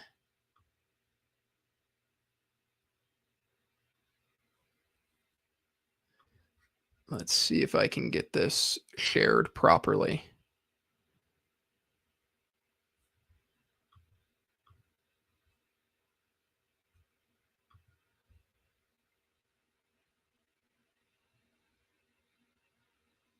Hoshiumi had a panel with Hinata. Um, so Kagane is up there because he ends up playing professionally, but he's not quite as good as the others. Like there's just like not a ton of setters besides those top three. So he like gets put in there. And I'm gonna change it because this was all positionally. My stream is like having a weird time sharing this other panel, but when you look at it, you see Sakusa, Hinata starting, Atsumu and Ushijima are not. Um, oh, right. Utaro and Kendaichi plays V2. All right, I'll throw him up there. But there's not a ton of evidence necessarily that other players are playing. All right, so I'll get back to ranking. Let me throw Kendaichi up there because he does play in League 2, doesn't he? As a middle blocker. He's not as good as Suki. He never will be. Yeah, 100%. We don't know their philosophy on how they run the team, but we just have to go off of like the evidence that we have and the fact that they're playing an Olympic game. I want to lean that their starters are the better players, right? Do we have enough people for this many? I'm unsure. Well, I don't know if there's 20 here. We could add some of the girls who play for Japan. It's just hard because like we know that Tanaka's friend's incredible, but we don't know a lot of the other players. So I think let's try to rank like who the best players are in the entire series.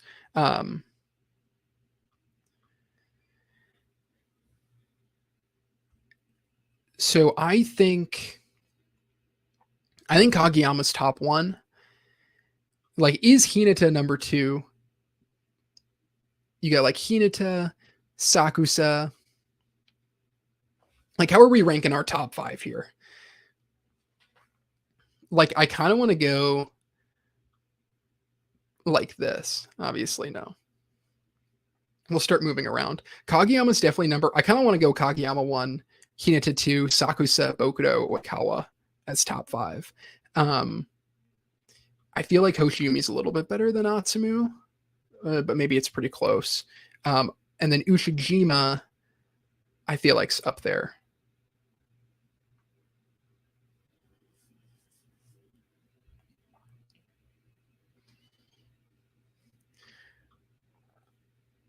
Are we ranking by who adds most value to a team? Yeah, it's like kind of hard to rank. I'm thinking about it as just in their position. Yeah, like who embodies. Like if I had to pick one player to lead a team, who would it be?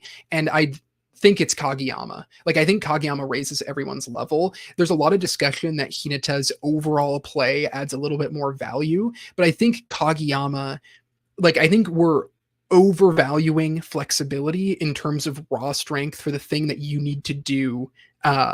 Because, and yeah, I'm not done moving everyone around here. So I just wanted to take a break to reiterate the top and then we can move it around. So let me just do like initial thoughts. Like this guy's obviously insane, arguably better. I feel like I'm going to put him here. Yaku's insane. Komari's insane. So basically, we'll put, and I'm not doing. I'll move them into the 5 per because I guess we have enough here. 5, 15. Yeah, we've got like 21. Right. I feel like it's got to be. Is he Division 1 or 2?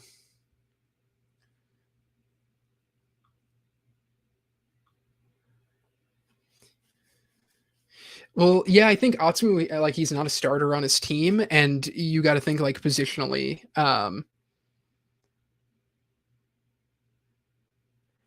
you got to think about it. Yeah, like he is great at receiving. He's super good. Uh, so I think like he starts like I feel like let me throw it like this just so we can have like some clarity on like how this is going. Um, and obviously this isn't like I think we can put like V2 here because they're like not on the same level. Yeah, he is Division 1. Okay, that's what I thought. No, he's not. He's Division 2. So like hey, glad you're back.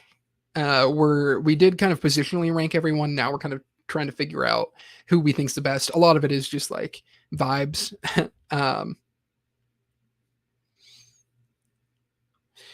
no, I don't think we know who won over the other. I think it's just Oikawa is above Atsumu because he starts.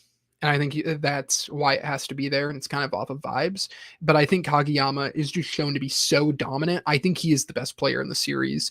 And it's a toss up between him and Hinata. A lot of people suggest that, in the story, Kageyama, there's the whole thing of someone even better will find you. But I don't think that's literally like Hinata's an even better player. It's just that great players will come find you. And so I think that doesn't really work as evidence that Hinata's like definitely better than Kageyama. We know Hinata's better than Hoshiumi. Hoshiumi admits it. And Hinata starts over Ushijima against Argentina. So that's where those come from.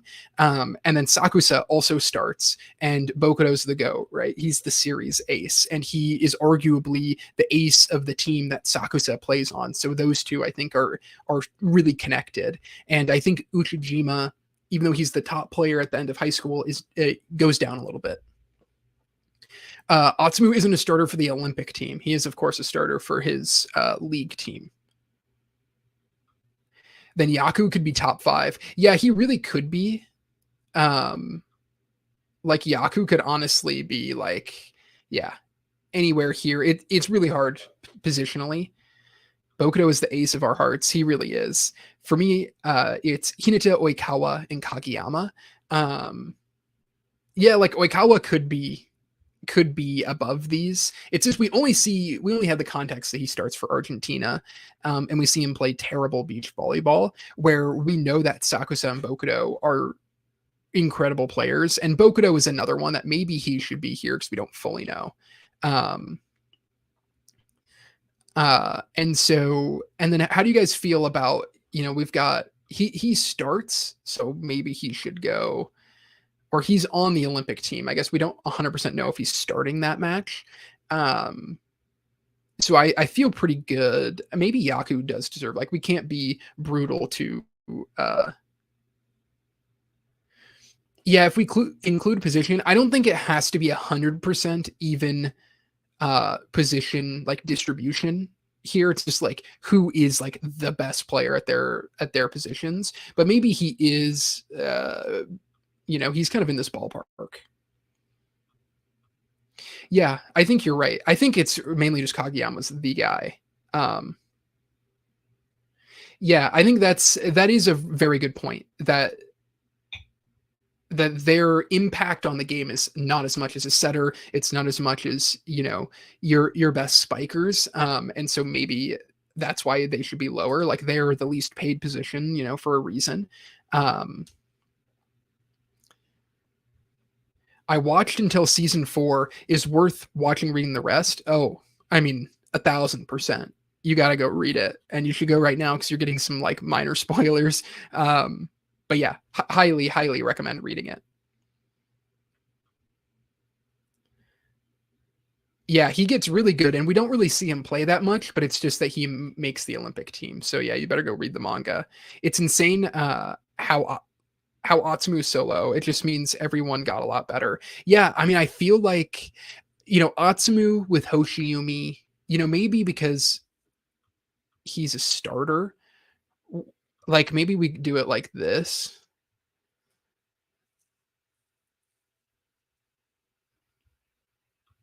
Yes. So this is true. The only ones we know start are Sakusa, Kageyama and Hinata. We don't know Yaku and Komori, although I feel like we just lean Yaku because he's cooler.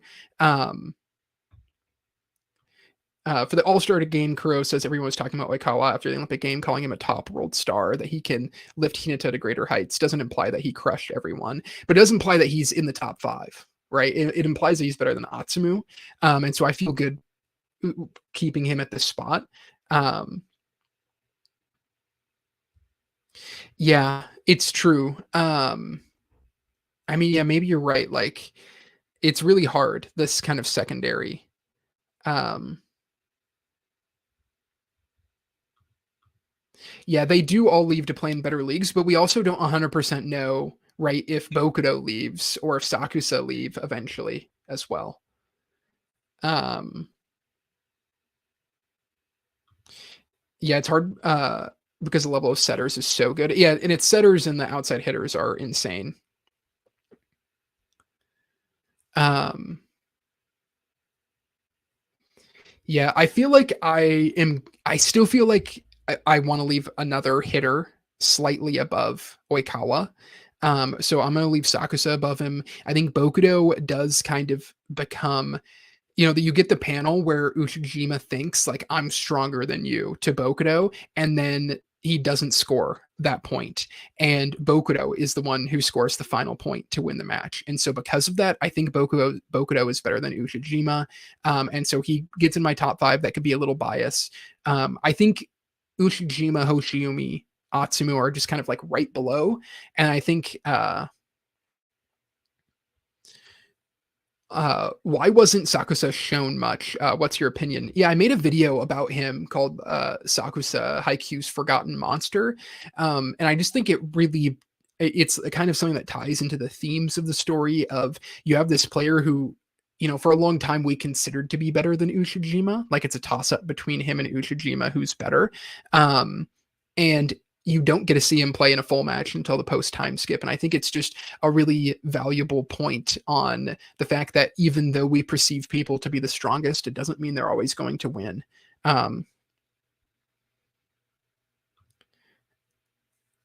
Yeah, so Ushijima, there's the whole thing where like the cannon misfires when he first gets up, and it's like Ushijima is rushed to the professional stage and then doesn't quite dominate in the same level. Like he plays on a team with another ace that's incredible and is better than him. And so I think Ushijima and Hoshiumi, it's kind of interesting that they're pretty similar for very different reasons. And I think Bokudo and Sakusa are definitely slightly above them. And I think that's a huge, like, I think there's just a lot of evidence for Bokudo being better because of his development, and the way you see him play. His development at nationals, they take second, and then his play in the Black Jackal match. And now he's the one to win that, and he kind of is the ace of the team. The reason I'm giving Sakusa the nod over him is basically because Sakusa for sure starts against Argentina. We don't know if Bokudo does or not. And so because of that, but we know Uchijima doesn't start, right? And so Bokudo's, I still think, up there. Yes, this is end of the series for them. Akura would have enticed Oikawa by saying he could try to beat him. The fact that he didn't as leverage suggests that Oikawa has already achieved that. That's actually a good reading of it. And they did win, but also if we think Argentina's maybe as good of or on a similar playing field to Japan, like, right, like this year's team for Japan is the best team in a very long time for them in like real life. Where Argentina's was a top 3. So I don't think, or they took bronze right at the 2020 Olympics. So I don't think it's that insane.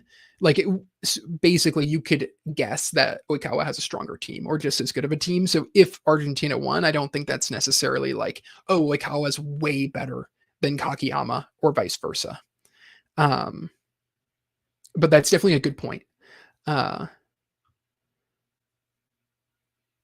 That would have been really interesting, but that would have been a hard thing to portray. Sakusa is also pretty clearly shown to be the better overall or the better all-around player because of his insane defense compared to Bokudo, who doesn't really get that nod from the story. That's very true, but I do think Bokudo is a better spiker. than him. Like, I think Bokudo probably scores at a higher rate. And also, like Sakusa's spin is insane for sure. But it's the same thing with Uchijima. That is something that you get used to over time and something that you can kind of judge. I do think, slightly different spin on the ball versus power. I'm taking power and precision over that. And I think there's evidence, obviously we're splitting hairs here, but there's evidence that Bokudo is slightly uh, better overall and becomes that. And like, if you need an absolute point, who are you going to, Sakusa or Bokudo? Seems to me that Atsumu is choosing Bokudo in that instance.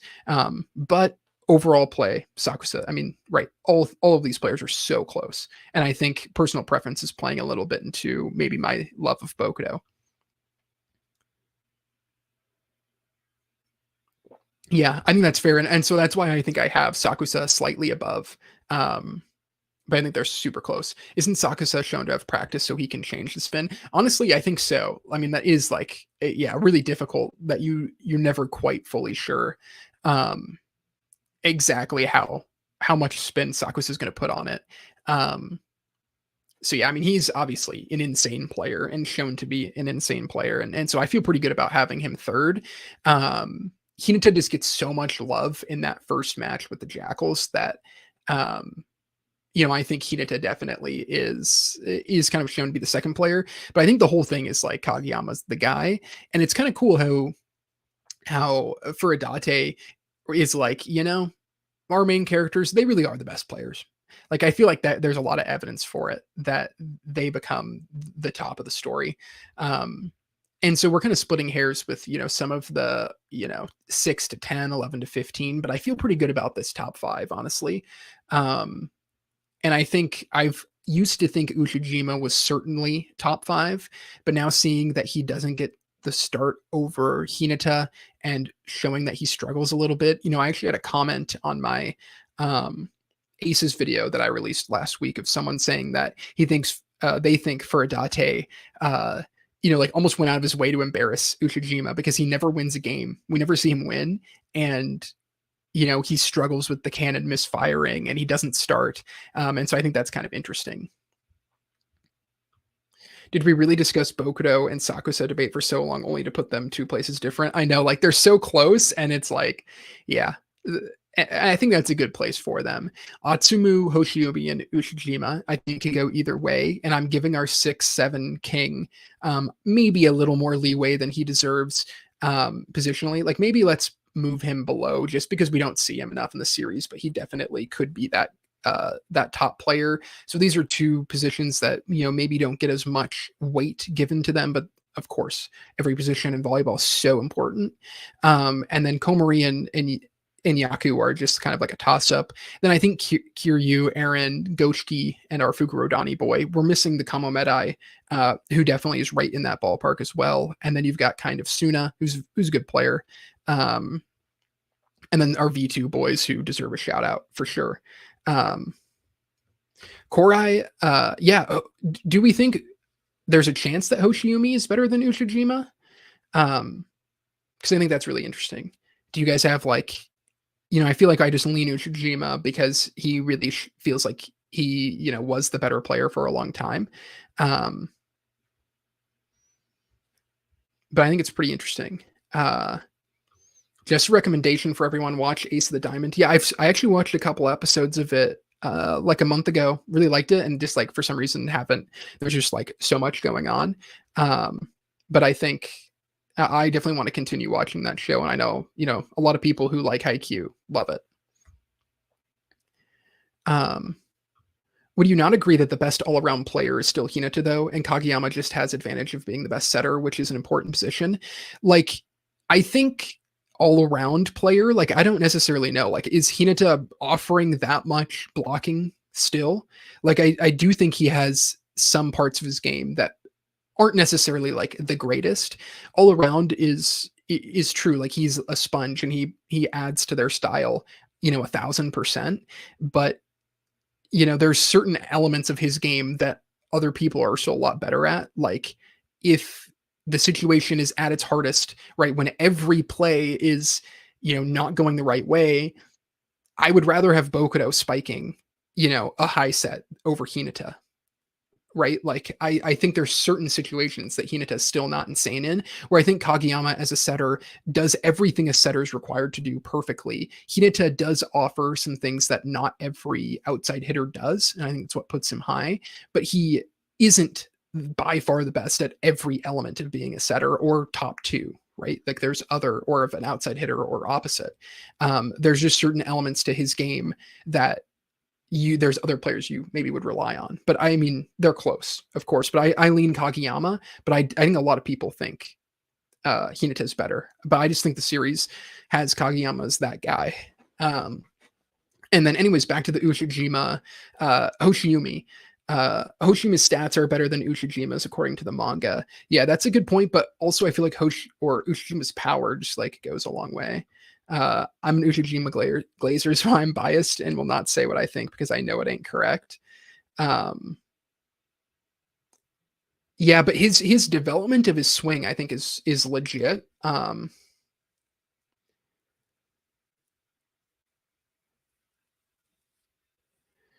Uh, and so I feel like I lean Ushijima, but Hoshiumi's really, really close. Yeah, I mean, I think the toss up between Hinata and Kageyama is really close, but I think Kageyama could have started more positions than Hinata, honestly. Like, yeah, maybe Hinata could have been a libero, but I think Kageyama could have excelled at other positions even more so.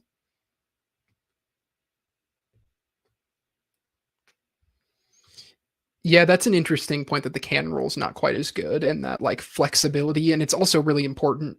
I mean, it's really important for Japan how they play in real life. Like they are not a good blocking team, right? Like they're so disciplined and they need players like Hinata and Hoshiumi who are so all around and can fill multiple gaps. But if they had Kageyama, and I mean they have a great setter, but he's undersized and not the overall powerhouse that Kageyama is. If we choose who the best player is in terms of how good they are in their own position, then Ushijima should be in the top five. Um, yeah, I mean, I feel like it's close. I mean, I, I feel like I have him at six, and it's toss up, but I think there's evidence that Bokudo's better.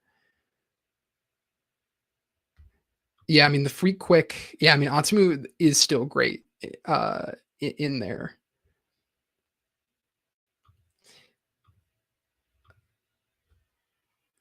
His swing is used by Nishida, who is also a lefty cannon in real life. Yeah, I mean, it feels like Nishida and Ushijima are so similar.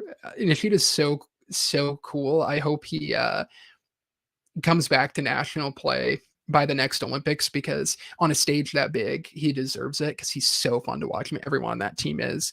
Um, but because and actually, like Nishida's a little bit undersized for like professional volleyball, but in terms of height in real life compared to Ushijima, like I'm pretty sure they're similar. And so they're looking at how similar their style is and how they hold form so beautifully. Like they are really close, I think. That they are who I would compare for sure. Do we want to make a whole debate with the positives and negatives of Hinata and Kageyama? No player coming off the bench should be top five. So, but we don't know if Bokudo is coming off the bench. Like there isn't. It's confirmed that Ushijima is. It's not confirmed that Bokudo is. Right. Um, Speaking in real life, Team Japan really needed a setter like Kageyama this Paris Olympics.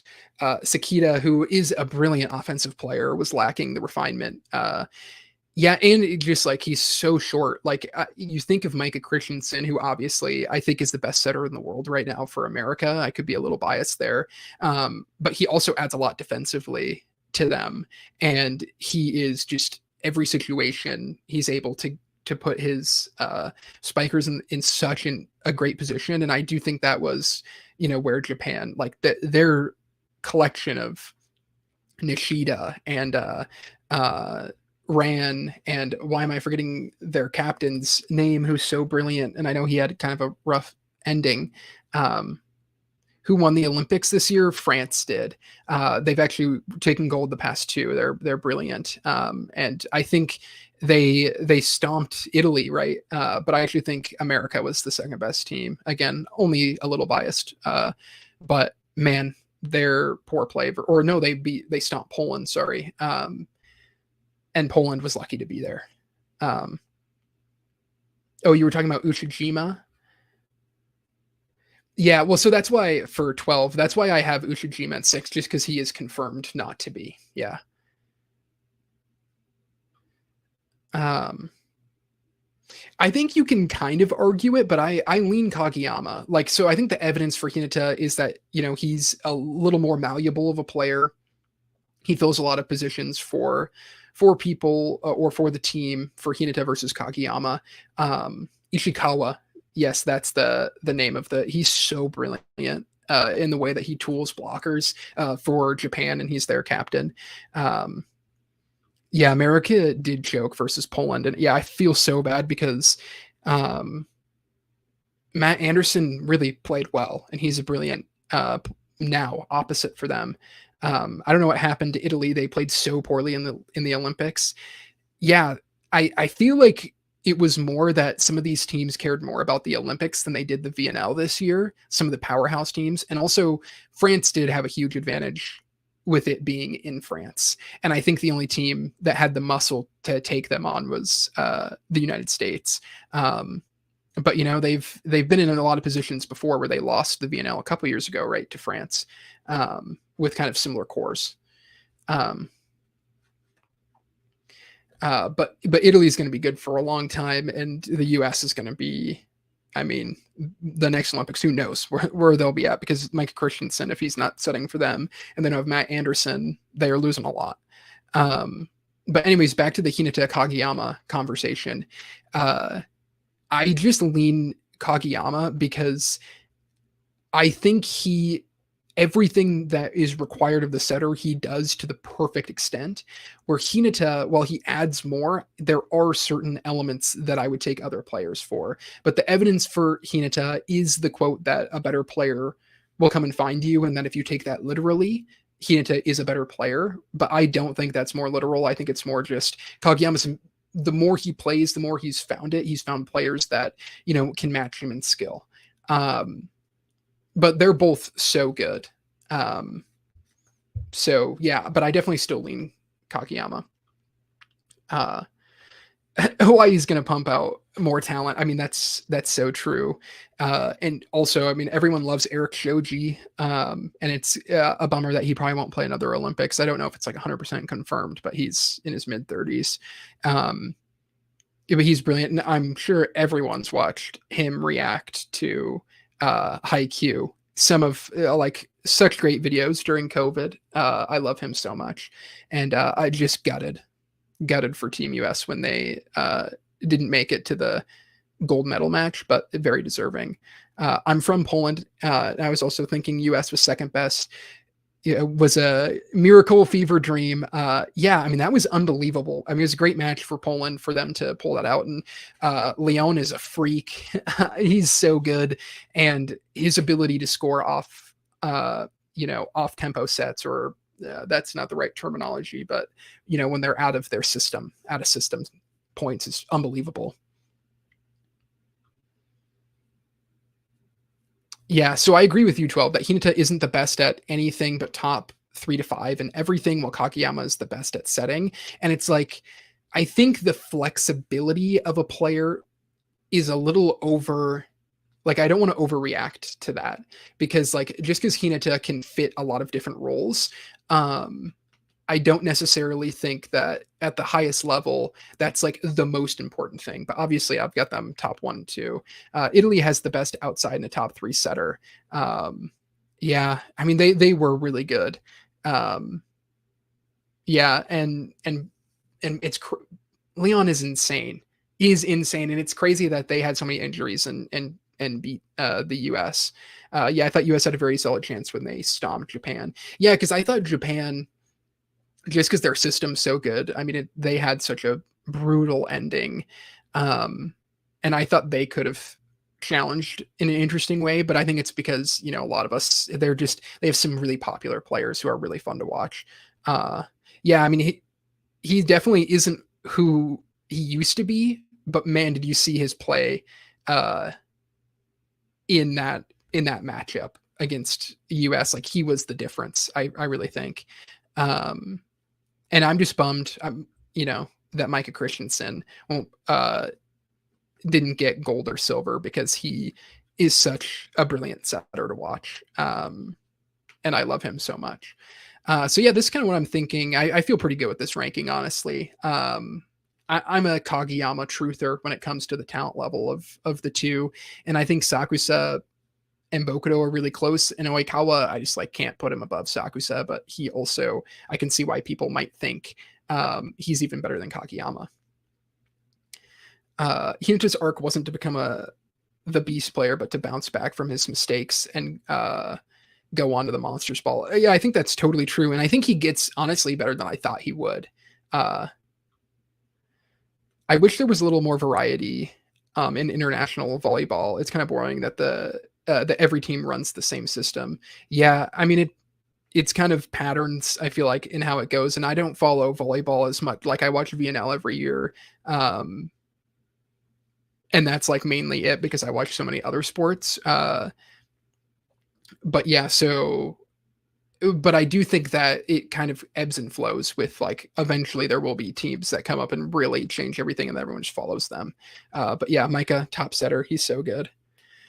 Japan's so fun to watch. And I feel like the sport of volleyball and the commissioners of leagues wanted Japan to go further because they're such a draw, partially because of Haikyuu. And everyone makes that comparison, and they're playing Haikyuu themes, and they were just been so successful.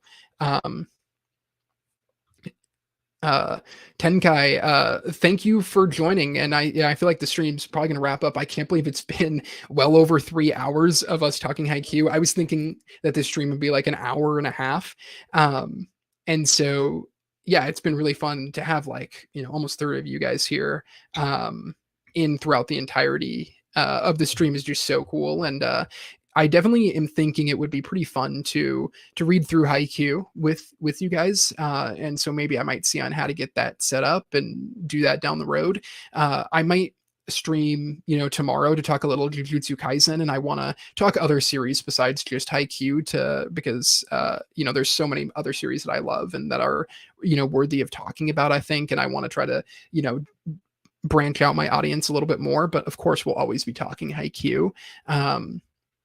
So I hope you guys checked out the video on the aces. That was a lot of fun to make, and I hope you guys check out if you watch Jujutsu Kaisen, make sure to check out the Yuta Akotsu video that came out yesterday, and then I've got a Ping Pong the Animation video coming out soon, so I hope you guys check that out.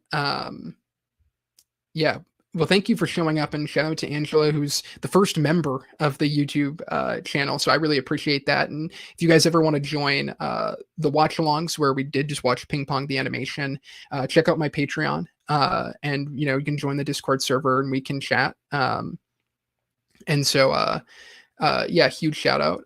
Speaking of JJK, I saw this vid on Six Eyes Explained with calculus. Oh, that's really interesting. I'll have to try to find that video because I feel like I'm always trying to figure out how some of the power systems work. Great stream. It's well over midnight here. Thanks everyone. Well, thank you for showing up because where I'm at, it's just kind of in the afternoon right now. So I really appreciate that. If you were going to stream Haikyuu, you want to go from start or nationals? I think I would do it from the start and, try to slowly build this up. So then by the time we get to nationals, hopefully we can get some new people reading the manga who wouldn't otherwise. So I'm watching that during dinner. Love it. Nate Dog, good to see you again. Same with you, Ian. W stream. Hope you have more of these. Yeah, I plan to stream once or twice a week. If you like... it won't always be Haikyuu. I'll try to do a Haikyuu stream once every 2 weeks, maybe. Unless I start reading it, then that'll happen all the time. I'd stream the manga because I want to get more people to read the manga. So I was thinking we just read through the entire manga. Plus that's way better with copyright stuff. I feel like a really big channel. I had my first big copyright dispute that came up with my Boy in the Heron video. So that was a fun thing this week. But yeah, I want to stream a lot more and want to do a lot of other kind of topics and streams. I may start a second channel down the road to post clips from streams and things like that. And just like keep it growing. The channel's been growing in a really big way the last like 5 or 6 months. And so I think streaming is a way that can hopefully help me get a little more revenue in a fun way to talk to you guys. And then that can help me do even better projects. And so I, really appreciate all y'all hanging out. V2, that was just the League 2 is what that means. Yeah, power scaling. Yeah, I was trying to figure out like a good title for like who's the best player. And so yeah, thank you everyone again for joining. I think this will probably be it for this stream. Kageyama top 1, but Ushijima top 1 at the end of the spring high in that year of nationals, I think. And he only drops just a little bit. So yeah, thanks again. There might be another stream upcoming this week. And maybe down the road we'll start reading through Haikyuu. And yeah, thanks again. I hope to see you all in the next one.